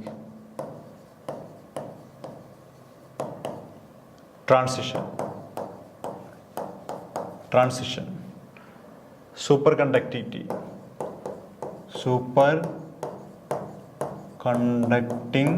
transition. ഞങ്ങൾക്ക് വിശദമായിട്ട് പറയാം. അപ്പോൾ 2 ഫേസ് ട്രാൻസിഷനാണ് ഉള്ളത്. ഏതൊക്കെയാണ്? ഫസ്റ്റ് ഓർഡർ ഫേസ് ട്രാൻസിഷനും ഉണ്ട്, സെക്കൻഡ് ഓർഡർ ഫേസ് ട്രാൻസിഷനും ഉണ്ട്. എന്താണ് ഫസ്റ്റ് ഓർഡർ ഫേസ് ട്രാൻസിഷൻ എന്ന് പറഞ്ഞു കഴിഞ്ഞാൽ? The first derivative of the free energy with respect to temperature or pressure is discontinuous. എന്താണ്? അതായത് first derivative of free energy with respect to temperature or pressure. അതായത് first derivative of free energy നോർത്താൽ മതി. First derivative of free energy with respect to pressure is discontinuous. Temperature or pressure is discontinuous. ഉദാഹരണങ്ങൾ ഏതാണ്? Melting of ice, freezing of water, അല്ലേ? Ice melt ചെയ്യുന്നത്, അല്ലെങ്കിൽ water freeze ചെയ്യുന്നത്, അല്ലെങ്കിൽ sublimation of dry ice. എന്താണ് സബ്ലിമേഷൻ ഓഫ് ഡ്രൈ ഐസ്? ഇതെല്ലാം first order phase transition ഉദാഹരണമാണ്. സെക്കൻഡ് ഓർഡർ ഫേസ് ട്രാൻസിഷൻ എന്താണ്? Second order derivative of free energy is discontinuous. അപ്പോൾ first derivative of free energy discontinuous ആവുന്നതാണ് first order phase transition. Second order discontinuous ആവുന്നതാണ് ഏത്? Second order phase transition. അപ്പോൾ first order എന്ന് പറയുമ്പോൾ എന്താണ്? First derivative of free energy is discontinuous. Second order എന്താണ്? Second order derivative of free energy is discontinuous. Example നോക്കിക്കോളൂ. Ferromagnetic to paramagnet, ferromagnet paramagnet ആയിട്ട് മാറുന്നത്. സൂപ്പർ കണ്ടക്ടിവിറ്റി, അതായത് super കണ്ടക്ടിവിറ്റിയിൽ ഒരു normal conducting material super conducting material ആയിട്ട് മാറുമ്പോൾ ഉണ്ടാവുന്ന transition, അതാണ് സൂപ്പർ കണ്ടക്ടിങ് ട്രാൻസിഷൻ എന്ന് പറയുന്നത്. അപ്പോൾ അതുമൊക്കെ എന്തൊരു ഉദാഹരണമാണ്? സെക്കൻഡ് ഓർഡർ ഫേസ് ട്രാൻസിഷൻ ഉദാഹരണമാണ്. വളരെ ഇമ്പോർട്ടൻ്റ് ആണെന്ന് വെച്ചാൽ ഭയങ്കര ഇമ്പോർട്ടൻ്റ് ആണ്. അപ്പോൾ ചോദ്യം എന്താണ്? What happen to the Gibbs function in the first order phase change? First order phase ചേഞ്ചിൽ ഗിബ്സ് ഫംഗ്ഷൻ സംഭവിക്കുന്നത് എന്താണ് എന്നുള്ളതാണ് ചോദ്യം. What happen to the Gibbs function in first order phase change? First order phase ചേഞ്ചിൽ എന്താണ് സംഭവിക്കുന്നതെന്ന് ചോദിച്ചാൽ എന്താ സംഭവിക്കുക? ആ വാല്യൂ എന്തായിരിക്കും? ഒരു കോൺസ്റ്റന്റ് വാല്യൂ ആയിരിക്കും. എന്താണ്? ഓപ്ഷൻ ഡി ആണ് കറക്റ്റ് ചോയ്സ്. ഓക്കെ, എന്താണ്? ഓപ്ഷൻ ഡി ആണ് correct choice. Okay, what happen to the Gibbs function first order phase change എന്താണ്? It is a constant. കാരണം അവിടെ റിലേറ്റ് ചെയ്ത് വരുന്ന ആരാ? മറ്റുള്ള ഫാക്ടേഴ്സുകളാണ്. കാരണം first order derivative with respect to pressure is discontinuous ആണ്. ഓക്കെ, സോ കോൺസ്റ്റന്റ് ആണ് വാല്യൂ. നിങ്ങൾ ഒരുപാടൊന്നും കാടുകയറി ചിന്തിക്കേണ്ട, കാണാപ്പടം പഠിച്ചാൽ മതി. ഫസ്റ്റ് ഓർഡർ ഫേസ് ട്രാൻസിഷൻ എന്തൊക്കെയാണ് സംഭവിക്കുന്നത്, എന്താണ് അവിടുത്തെ example. Second order phase transition എന്തൊക്കെയാണ് സംഭവിക്കുന്നത്, എന്താണ് അവിടുത്തെ എക്സാമ്പിൾ. ഇനി ഫസ്റ്റ് ഓർഡർ ഫേസ് ട്രാൻസിഷനിൽ ഗിബ്സ് ഫംഗ്ഷൻ സംഭവിക്കുന്നത് എന്താണ്? It is a constant value for that. Okay,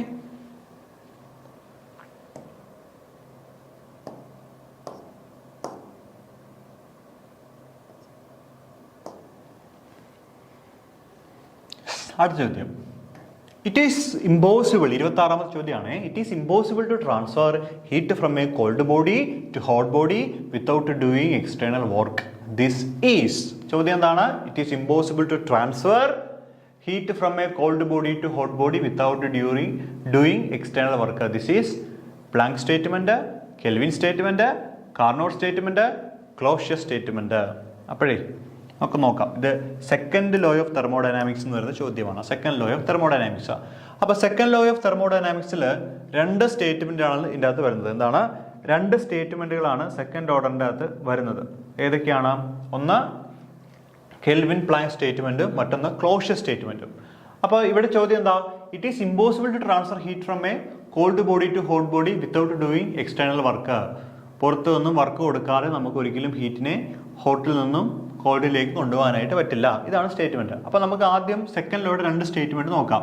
ഏറ്റവും ആദ്യത്തെ സ്റ്റേറ്റ്മെന്റ് കെൽവിൻ പ്ലാങ്ക് സ്റ്റേറ്റ്മെന്റ് ആണ്. എന്താണ്? Kelvin Planck statement. Okay, Kelvin statement Planck statement പറയുന്ന കാര്യം ഇത്രയേ ഉള്ളൂ. അതായത് നമ്മൾ കൊടുക്കുന്ന ഹീറ്റ് മുഴുവൻ നമുക്ക് എന്തായിട്ട് കിട്ടില്ല? വർക്കായിട്ട് കിട്ടില്ല. ഓക്കെ, അതായത് കൊടുക്കുന്ന ഹീറ്റ് മുഴുവൻ നമുക്ക് എന്തായിട്ട് കിട്ടില്ല? വർക്കായിട്ട് കിട്ടില്ല. കുറച്ച് ഇന്റേണൽ എനർജിക്കും ഹീറ്റ് മറ്റ് ഫോമിലൊക്കെ നഷ്ടപ്പെടുന്നുണ്ട്. അപ്പോൾ അതുകൊണ്ട് കൊടുക്കുന്ന ഹീറ്റ് മുഴുവൻ നമുക്ക് വർക്കായിട്ട് കിട്ടില്ല എന്നുള്ളതാണ് first statement, Kelvin Planck statement എന്ന് പറയുന്നത്. ലോ ഓഫ് കൺസർവേഷനെ ഒബേ ചെയ്യുന്ന ഒരു കാര്യമാണ് കെൽവിൻ പ്ലാങ്ക് സ്റ്റേറ്റ്മെന്റ്. ഇനി ക്ലോഷ്യസ് സ്റ്റേറ്റ്മെന്റ് എന്താണ്? പുറത്തു നിന്നും ഒരു എക്സ്റ്റേണൽ ഏജൻസിയുടെ സഹായമില്ലാതെ ഒരിക്കലും നമുക്ക് ഹീറ്റിനെ തണുത്തെടുത്ത് ചൂടുള്ളടുത്തേക്ക് കൊടുക്കാനായിട്ട് പറ്റില്ല. ഇതിനെയാണ് നമ്മൾ എന്ത് പറയുന്നത്? ക്ലോഷ്യസ് സ്റ്റേറ്റ്മെന്റ് എന്ന് പറയുന്നത്. അപ്പോൾ നമ്മുടെ ഉത്തരം ഏതാ? ഉത്തരം ഓപ്ഷൻ ഡി ആണ്, ക്ലോഷ്യസ് സ്റ്റേറ്റ്മെന്റ് ആണ്. ഓക്കെ, കുറച്ചുകൂടി വിശദമായിട്ട് പറയാം. നിങ്ങളുടെ കയ്യിൽ ഒരു ഐസ് കട്ടയുണ്ടെന്ന് വിചാരിക്കുക. ഒരു ഐസ് കട്ടയുണ്ട്. ഇതൊരു കൂൾ ബോഡിയാണ്, കൂൾ അല്ലേ? ഇനി ഒരു കനൽ കട്ട ഉണ്ടെന്ന് വിചാരിക്കുക. കനൽ കട്ട അല്ലേ? ഇത് ഹോട്ട് ബോഡിയാണ്, ചൂടുണ്ട്. ശരിയല്ലേ? എവിടെ നിന്ന് എങ്ങോട്ടാ ഹീറ്റ് പോകുന്നത്? നോർമലി ചൂടുള്ളിടത്തുനിന്നും ഇല്ലാത്തടത്തേക്ക് ഹീറ്റ് ട്രാൻസ്ഫർ ചെയ്യും. ഇതാണ് നടക്കേണ്ടത്. പക്ഷേ ഇവിടെ നടക്കുന്നത് എന്താ? ഇവിടെ നിന്ന് ഹീറ്റ് ഇങ്ങോട്ട് കൊണ്ടുപോകും. ഇത് ആരാ സഹായിക്കുന്നത്? ഒരു മോട്ടോർ ഇതിന് സഹായിക്കും. ഈ മോട്ടോർ എന്ന് പറയുന്നത് എന്താണ്? ഒരു എക്സ്റ്റേണൽ ഏജൻസിയാണ്. എന്താണ്? ഒരു എക്സ്റ്റേണൽ ഏജൻസിയാണ്. അതായത് മോട്ടറിന്റെ സഹായത്താൽ ഐസിന്റെ അകത്തുള്ള ചൂടിനെ, ഇപ്പോൾ ഐസ് ഇപ്പോൾ 0 ഡിഗ്രി ആണെന്ന് വിചാരിക്കുക. അപ്പോൾ എന്ത് ചെയ്യും? 0-ൽ നിന്ന് വീണ്ടും ഹീറ്റ് വലിച്ചെടുക്കും. എന്നിട്ട് -2, -3 ഒക്കെ ആകും. എന്നിട്ട് എന്ത് ചെയ്യും? ആ ഹീറ്റിന് മുഴുവൻ എവിടെ കൊണ്ട് കൊടുക്കും? ഈ പറയുന്ന ഹോട്ട് ബോഡിയിൽ കൊണ്ടത് നിക്ഷേപിക്കും. പിടികിട്ടിയ?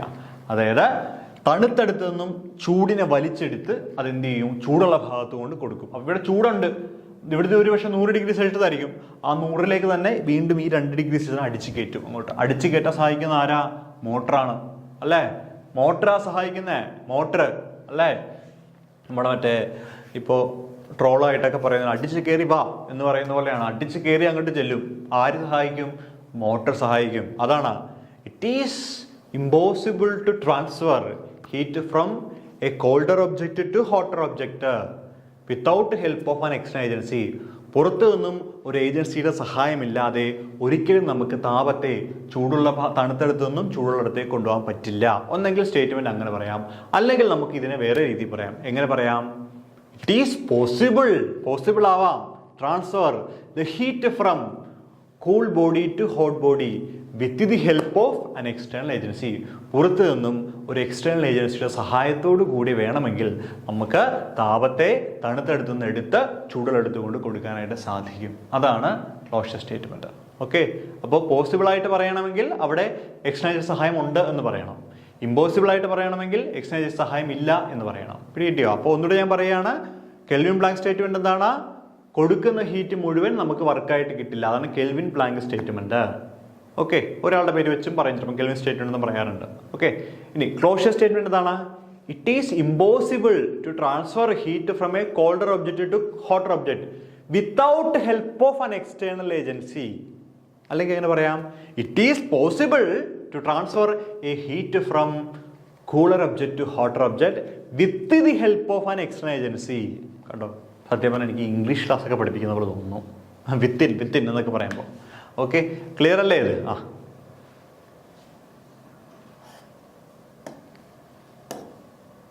അപ്പോൾ ഓപ്ഷൻ ഡി ആണ് നമ്മുടെ ഈ ചോദ്യത്തിന് ശരിയായിട്ടുള്ള ഉത്തരം കേട്ടോ. 27 biogas produced by anaerobic decomposition of organic materials.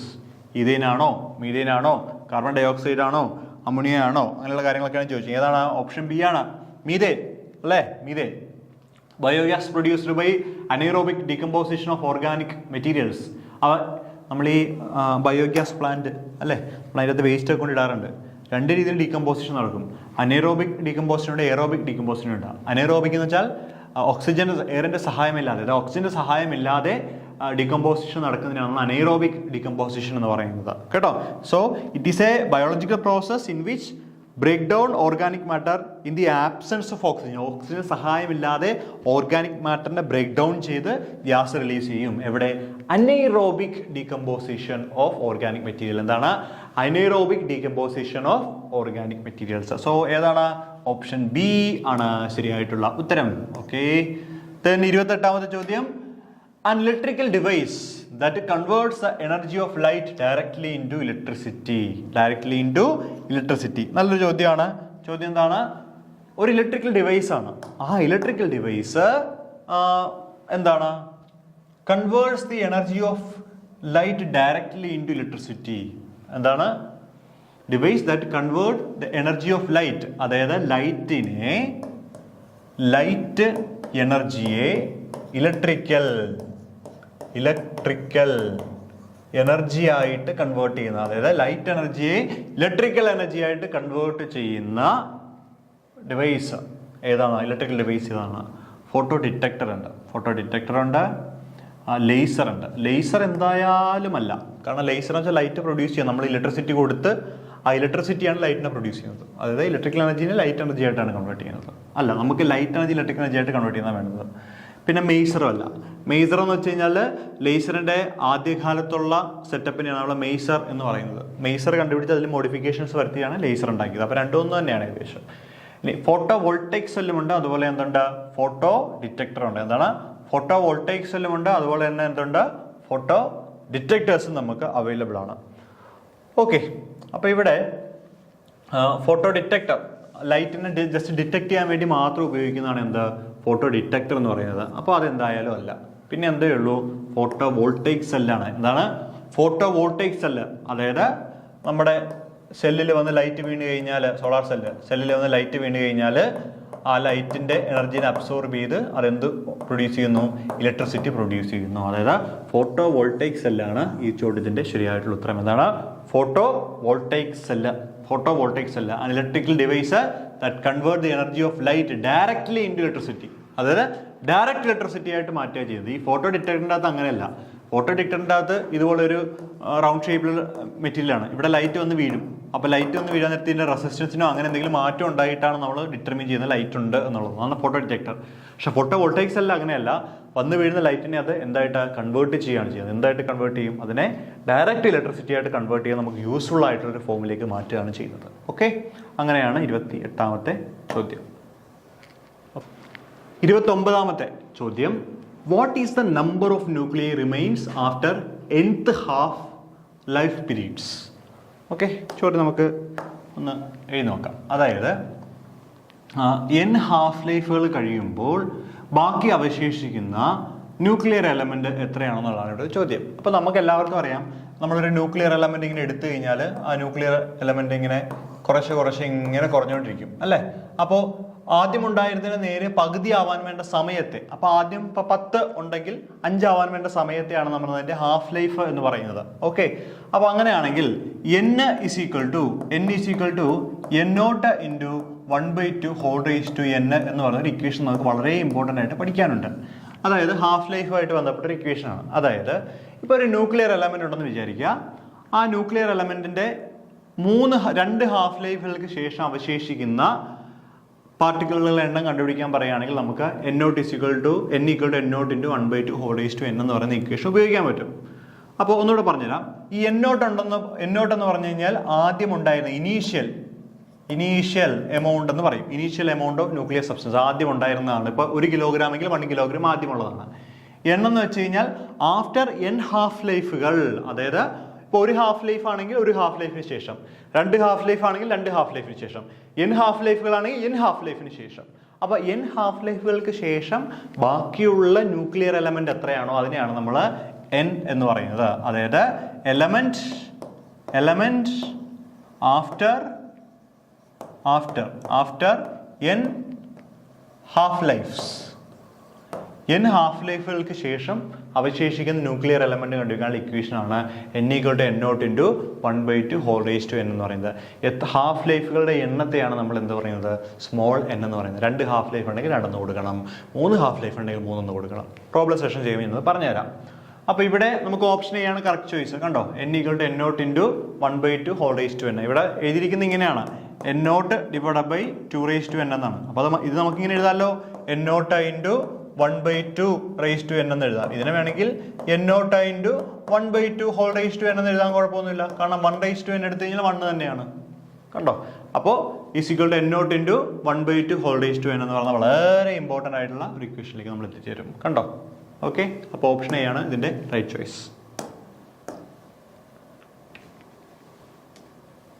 അടുത്തത്, objects which are compressed of even number of fermions comes under the category.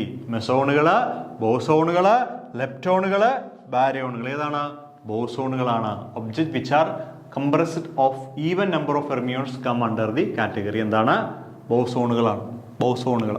Okay, നമ്മൾ ന്യൂക്ലിയർ ഫിസിക്സ് പഠിക്കുമ്പോൾ അതിൽ വിശദമായിട്ട് പറയണത് ഒത്തിരി കാര്യങ്ങൾ പറയാനുള്ളതുകൊണ്ട് തന്നെ അതിലേക്ക് പോകാത്ത. അപ്പോൾ മനസ്സിലാക്കി വയ്ക്കുക, ഈവൻ നമ്പേഴ്സ് വരുന്നത് ഏതാണ്?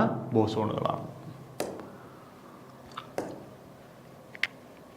31ാമത്തെ ചോദ്യം, what is the difference between A zone plate and a convex lens? ഒരു സോൺ പ്ലേറ്റും ഒരു കോൺവെക്സ് ലെൻസും തമ്മിലുള്ള ബന്ധം എന്താണ്? ഒപ്റ്റിക്സ് എന്നുള്ള ചോദ്യം കേട്ടോ. കോൺവെക്സ് ലെൻസും അതുപോലെ തന്നെ ഒരു സോൺ പ്ലേറ്റും തമ്മിലുള്ള വ്യത്യാസം എന്താണ്? Okay, difference between zone plate and convex lens. അപ്പോൾ എന്താണ് സോൺ പ്ലേറ്റ് എന്ന് ഞാൻ എഴുതി തരാം. Zone plate. So zone plate are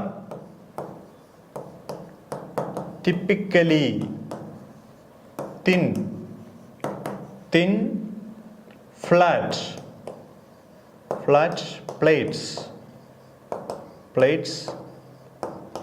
with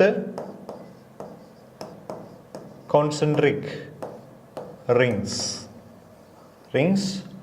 or zones of alternating transparency എന്നാട്ടോ ഞാൻ മുഴുവൻ വലിച്ചു കഴിഞ്ഞാൽ ട്രാൻസ്പെറൻസി. അപ്പോൾ സോൺ പ്ലേറ്റ് എന്താണ്? Zone plate are typically thin flat plate with concentric rings or zone of alternating transparency. ഇതാണ് എൻ്റെ ഡെഫിനേഷനൊക്കെ. അതൊക്കെ അവിടെ നിൽക്കട്ടെ, ഞാനത് കുറച്ചുകൂടെ ഭംഗിയാക്കി പറഞ്ഞുതരാം. എങ്ങനെയാണ് ഒരു സോൺ പ്ലേറ്റ് നിർമ്മിക്കുന്നതെന്ന് പറഞ്ഞുതരാം. ഈ സോൺ പ്ലേറ്റ് നിർമ്മിക്കാൻ വേണ്ടിയിട്ട് ആദ്യം എന്ത് ചെയ്യുക, ഒരു നല്ല വൈറ്റ് കാർഡ്ബോർഡ് എടുക്കുക. ആ വൈറ്റ് കാർഡ്ബോർഡിൽ കുറേ റിങ്ങുകൾ ഇങ്ങനെ വരയ്ക്കണം. ആ റിങ്ങൊക്കെ റേഡിയസ് എടുക്കാനൊക്കെ ഒരു റേഷ്യോ ഒക്കെ ഉണ്ട്. √1 √2 √3 √4 ഇൻറ്റു 1 ഇൻറ്റു 1 ഇൻറ്റു 1 ഇൻറ്റു 1 ഇട്ട് റൂട്ടുകൾ എടുത്തിട്ട് ആ റേഡിയസിലാണെന്ന് വരയ്ക്കേണ്ടത്. ഒക്കെ വിശദമായിട്ട് നമുക്ക് ക്ലാസ്സിൽ പറയാം. അപ്പോൾ ഇങ്ങനെ റിങ്ങുകൾ വരച്ച ശേഷം എന്ത് ചെയ്യുക, ഇത് ഓൾട്ടർനേറ്റ് ആയിട്ട് ഇങ്ങനെ ഡാർക്കൻ ചെയ്യണം. ഇത് കറുപ്പിക്കണം അങ്ങ്, അത് കഴിഞ്ഞിട്ട് ഇത് കറുപ്പിക്കണം, പിന്നെ ഇതിൻ്റെ മേളിലൊരെണ്ണം വരച്ചിട്ട് അത് കറുപ്പിക്കണം.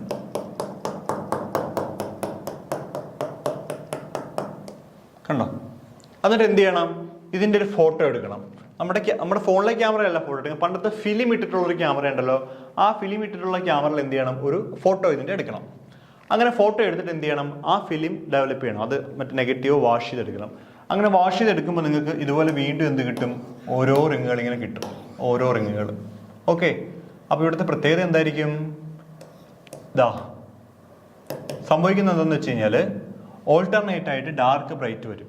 അതായത് ഇവിടുത്തെ ഡാർക്ക് ഇവിടെ വരുമ്പോൾ വൈറ്റ് ആവും, ഇവിടുത്തെ വൈറ്റ് ഇവിടെ വരുമ്പോൾ എന്താവും, ഡാർക്ക് ആവും.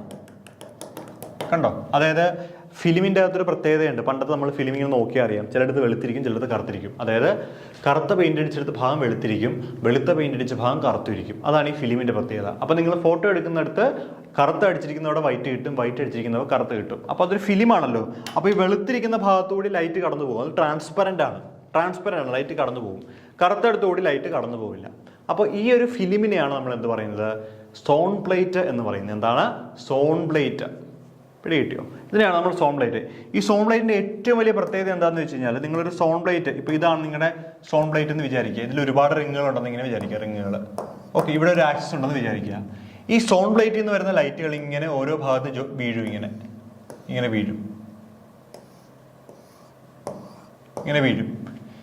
F1, F2, F3, F4. അതായത് സോൺ പ്ലേറ്റുകൾക്ക് ഡിഫറെൻ്റ് ആയിട്ടുള്ള ഫോക്കസുകൾ ഉണ്ടാവും. ഒരു ഫോക്കസ് അല്ല, 2 സെൻറ്റിമീറ്റർ, 3 സെൻറ്റിമീറ്റർ, 10 സെൻറ്റിമീറ്റർ, 8 അങ്ങനെ പല പല ഡിഫറെൻ്റ് ആയിട്ടുള്ള ഫോക്കസുകൾ ആർക്കുണ്ടാവും, സോൺ പ്ലേറ്റുകളുണ്ടാകും. അപ്പോൾ ഓരോ ട്രാൻസ്പെറൻറ്റ് ഭാഗത്തൂടെ ലൈറ്റ് കടന്നു പോകുമ്പോഴും ഓരോ ഫോക്കസ് പോയിന്റിലായിരിക്കും അത് വീഴുന്നത്. പക്ഷേ നമ്മളൊരു കോൺവെക്സ് ലെൻസാണ് എടുക്കുന്നതെങ്കിൽ ആ കോൺവെക്സ് ലെൻസിന് എന്ത് മാത്രമേ ഉള്ളൂ, ലൈറ്റ് വരികയാണെങ്കിൽ എന്താണ്, ഒരൊറ്റ ഫോക്കസ് അതിനുണ്ടാവുള്ളൂ, ഫോക്കസിനൊന്നും വ്യത്യാസം ഉണ്ടാവില്ല. പിടി കിട്ടിയോ?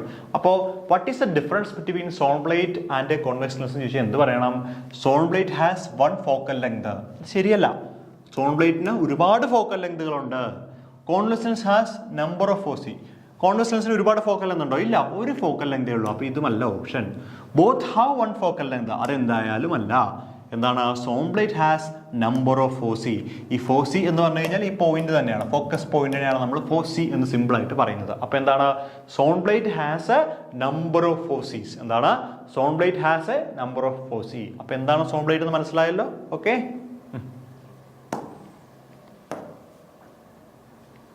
ഓപ്ഷൻ ഡി ആണ് correct choice. 32. How is the emission of photoelectrons produced? Elastic collision between a photon and a phonon, elastic collision between a phonon and an electron, inelastic collision between photon and electron, elastic collision between a photon and an electron. ഏതാണ്? Option D ആണ് correct choice. അപ്പോൾ ഇതെങ്ങനെ മനസ്സിലാക്കാം?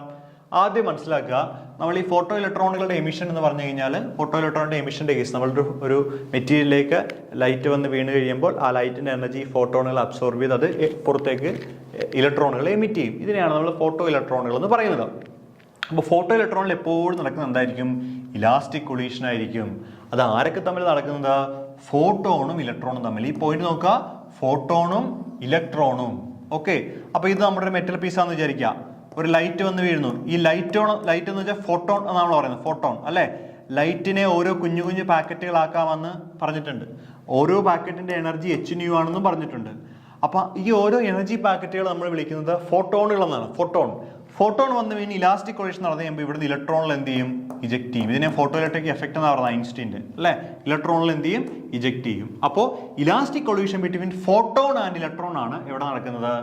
Photo electron production എമിഷനുകൾ നടക്കുന്നത്. അപ്പോൾ ഇവിടെ നമുക്ക് ബാക്കിയുള്ള പോയിന്റുകൾ നമുക്ക് ഒഴിവാക്കാം. ഇത് കണ്ടോ ഫോട്ടോണും ഫോണോണും തമ്മിലാണെന്നാണ് പറയുന്നത് അല്ലേ. അതെന്തായാലും അല്ല.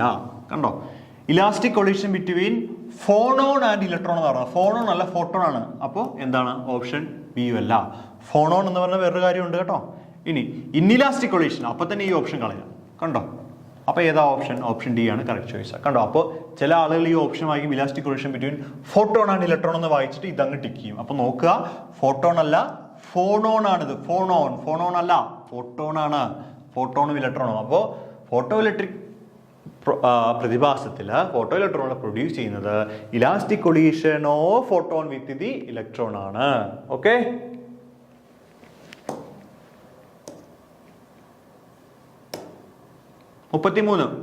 What is the momentum of gamma ray photon having wavelength of 10⁻⁻10 meter? അതായത് ഗാമാ റേ ഫോട്ടോണിന്റെ വേവ് ലെങ്ത് എത്രയാണെന്നുള്ളതാണ് ചോദ്യം.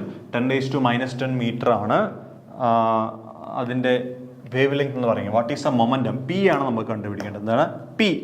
അപ്പൊ നമുക്കറിയാം de Broglie wavelength lambda is equal to എന്താണ്? h/p ആണ്. എന്താണ്? De Broglie wavelength lambda is equal to എന്താണ്?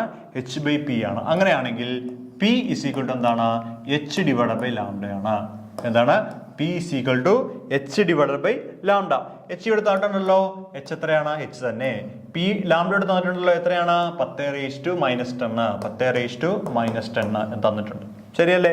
10⁻⁻10 that is equal to h into 10⁻+10. അതായത് h ഇൻറ്റു 10⁻10 ഉണ്ടോ? h into 10⁻10. ഓപ്ഷൻ ബി ആണ് റൈറ്റ് ചോയ്സ്, ശരിയല്ലേ? ഈ 10⁻⁻10 മുകളിൽ വരുമ്പോൾ 10⁻10 എന്നാവും. അപ്പോൾ h ഇൻറ്റു 10⁻10 എന്ന് കിട്ടും. കണ്ടോ? നമുക്ക് ഇങ്ങനെ പ്രോബ്ലംസ് ഒക്കെ കാണുമ്പോൾ ടെൻഷനൊന്നും ആവണ്ട. ഒന്നും അറിയാത്ത ആളാണെങ്കിൽ നിങ്ങൾക്ക് ഇത് കാണുമ്പോൾ ഇതൊക്കെ എന്താണെന്ന് തോന്നും. പക്ഷേ നിങ്ങളൊന്ന് പഠിച്ചു തുടങ്ങി കഴിഞ്ഞാൽ വളരെ ഈസിയാണ്. മറ്റേ ജനറൽ PSC പോലെയൊന്നും അല്ല, വളരെ ഈസി ആയിട്ട് നമുക്ക് ചെയ്തു പോകാനായിട്ട് പറ്റും കേട്ടോ. ശരി,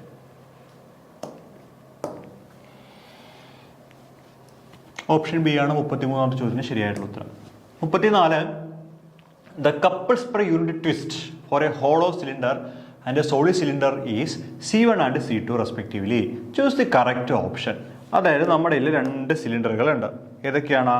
ഒരു ഹോളോ സിലിണ്ടർ, ഉള്ളിൽ പൊള്ളയായ സിലിണ്ടറുമുണ്ട്, അതുപോലെ ഉള്ളിലുള്ള സിലിണ്ടറുമുണ്ട്, സോളിഡ് സിലിണ്ടർ. അത് നമുക്ക് ഇങ്ങനെ വരയ്ക്കാം, solid cylinder, hollow cylinder, solid സിലിണ്ടറും. ഓക്കെ, അപ്പോൾ ഹോളോ സിലിണ്ടറെ യൂണിറ്റ് ട്വിസ്റ്റ് C1 ആണ്, ഇതിന് യൂണിറ്റ് ട്വിസ്റ്റ് T2 ആണ്. ഓക്കെ, അതായത് നമ്മളിങ്ങനെ സിലിണ്ടർ ഇങ്ങനെ ട്വിസ്റ്റ് ചെയ്യുകയാണെങ്കിൽ അതിനെയാണ് നമ്മൾ കപ്പിൾസ് പെർ യൂണിറ്റ് ട്വിസ്റ്റ് എന്ന് പറയുന്നത്. എന്താണ്? C1 C2 the couple per unit twist. ഇങ്ങനെ തിരിക്കുമ്പോൾ ട്വിസ്റ്റിംഗ് അതിനാണ് കപ്പിൾ പെർ യൂണിറ്റ് ട്വിസ്റ്റ് എന്ന് പറയുന്നത്. അപ്പോൾ C1 C2 എന്ന് പറയുന്നത് ഒരു ഹോളോ സിലിണ്ടർ ട്വിസ്റ്റും C2 എന്ന് പറയുന്നത് ഒരു സോളിഡ് സിലിണ്ടറിൻ്റെ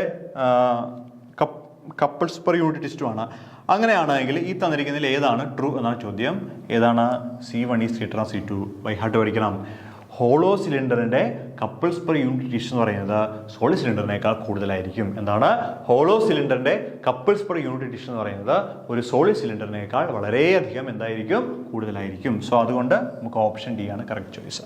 പഠിക്കണം, മസ്റ്റായിട്ടും പഠിക്കണം, ഇപ്പം തന്നെ പഠിച്ചു പോകണം. Okay, option D. 35ാമത്തെ ചോദ്യം. Which one contributes maximum to the density of universe? Density of യൂണിവേഴ്സിന് മാക്സിമം കോൺട്രിബ്യൂഷൻ തരുന്ന ആരാണ്? Dark matter. എന്താണ്? ഡാർക്ക് മാറ്റർ ആണ് കൂടുതൽ കോൺട്രിബ്യൂഷൻ തരുന്നത്. അപ്പോൾ എനിക്ക് തോന്നുന്നു ഈ ചോദ്യ പേപ്പർ ഇട്ടത് ഈ തിയററ്റിക്കൽ ഫിസിക്സ് ഒക്കെ പഠിപ്പിക്കുന്ന മാഷായിരിക്കും. അപ്പോൾ അതുകൊണ്ടായിരിക്കാം ഒരുപക്ഷെ ഈ ഭാഗത്തു നിന്നൊക്കെ ചോദ്യങ്ങൾ ഇങ്ങനെ ഇട്ട് പോകുന്നത് കേട്ടോ. അതായത് dark matter, which one contribute maximum two the density of universe എന്ന് വെച്ചാൽ എന്താണ്? Dark matter. നമുക്ക് ക്ലാസ്സുകളിലൊക്കെ വിശദമായിട്ട് അതൊക്കെ പറയാം. ഇനി എന്താണ്? Large hadron collider is situated at. വളരെ ഇൻട്രസ്റ്റിംഗ് ചോദ്യമാണ്. ഫിസിക്സുകാരെ സംബന്ധിച്ചിടത്തോളം, ജനറൽ PSC പഠിക്കുന്ന ആളെ സംബന്ധിച്ചിടത്തോളം ഒക്കെ വളരെ ഇമ്പോർട്ടൻ്റ് ആണ്. ISRO ആണോ, CERN ആണോ, BSSC ആണോ, INFN ആണോ എന്നുള്ളതാണ് അല്ലേ. ISRO എന്തായാലും അല്ല. ലാർജ് ഹാഡ്രോൺ കൊളൈഡർ എവിടെയുള്ളത്? CERN. നമ്മൾ കുറേ വർഷങ്ങളായിട്ട് കേൾക്കുന്നതാണല്ലേ, ദൈവഗണത്തെക്കുറിച്ച്, ഗോഡ്സ് പാർട്ടിക്കിളെ കുറിച്ചൊക്കെ പഠനം നടത്തുന്ന സ്ഥലമാണ് ജനീവയിൽ സ്ഥിതി ചെയ്യുന്ന CERN അല്ലേ. So the large hadron collider എവിടെയാണ് സ്ഥിതി ചെയ്യുന്നത്? CERNിലാണ് എന്ത് സ്ഥിതി ചെയ്യുന്നത്? ലാർജ് ഹാഡ്രോൺ കൊളൈഡർ സ്ഥിതി ചെയ്യുന്നത്. പക്ഷേ നമ്മുടെ നാട്ടിലെ സയൻറ്റിസ്റ്റുകളും IIT ISC പോലെയുള്ള വലിയ വലിയ പ്രൊഫസർമാരും സയൻറ്റിസ്റ്റുകളും ഇവയുടെ ഡേറ്റാസ് അനലൈസ് ചെയ്യുന്നുണ്ട്. അവിടെയാണ് ഈ വലിയ സെറ്റപ്പ് ലാബൊക്കെ സ്ഥിതി ചെയ്യുന്നതെങ്കിലും, വലിയ തുരങ്കമാണ് സ്ഥിതി ചെയ്യുന്നതെങ്കിലും, ടണലുകളാണ്, കിലോമീറ്റർ കണക്കിനുണ്ട് ടണലുകൾ സ്ഥിതി ചെയ്യുന്നെങ്കിലും അവിടെ ഉണ്ടാകുന്ന ഡാറ്റാസ് എന്ന് വെച്ചാൽ ഭയങ്കര വലിയ ഡാറ്റാസാണ്. ആ ഡാറ്റാസ് ഒന്നും ഒരിടത്ത് മാത്രം സേവ് ചെയ്യാൻ പറ്റില്ല, അതൊരു ക്ലൗഡിലാണ് സേവ് ചെയ്യുന്നത്. അപ്പോൾ ആ ഡേറ്റാൻ്റെ അനാലിസിസുകൾ നമ്മുടെ രാജ്യത്തുള്ള സയൻറ്റിസ്റ്റുകളും മറ്റ് പല രാജ്യങ്ങളിലുള്ള സയൻറ്റിസ്റ്റുകളും ഒക്കെ ചെയ്യുന്നുണ്ട് കേട്ടോ. സോ സേണിലാണ് ലാർജ് ഹാഡ്രോൺ കൊളൈഡർ സ്ഥിതി ചെയ്യുന്നത്.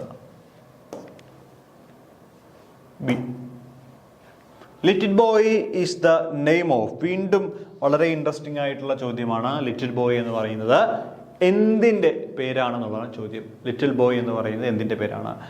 ലിറ്റിൽ പ്ലാനറ്റ് ആണോ, TNT, ടൊളുവിൻ, ഹൈഡ്രജൻ ബോംബാണോ, അറ്റോമിക് ബോംബാണോ എന്നൊക്കെയാണ് ചോദ്യം. അപ്പോൾ ഓർക്കുക, അറ്റം ബോംബിൻ്റെ പേരാണ് ലിറ്റിൽ ബോയ് എന്ന് പറഞ്ഞിട്ടിരിക്കുന്നത്. Little boy. ആൻഡ് 38.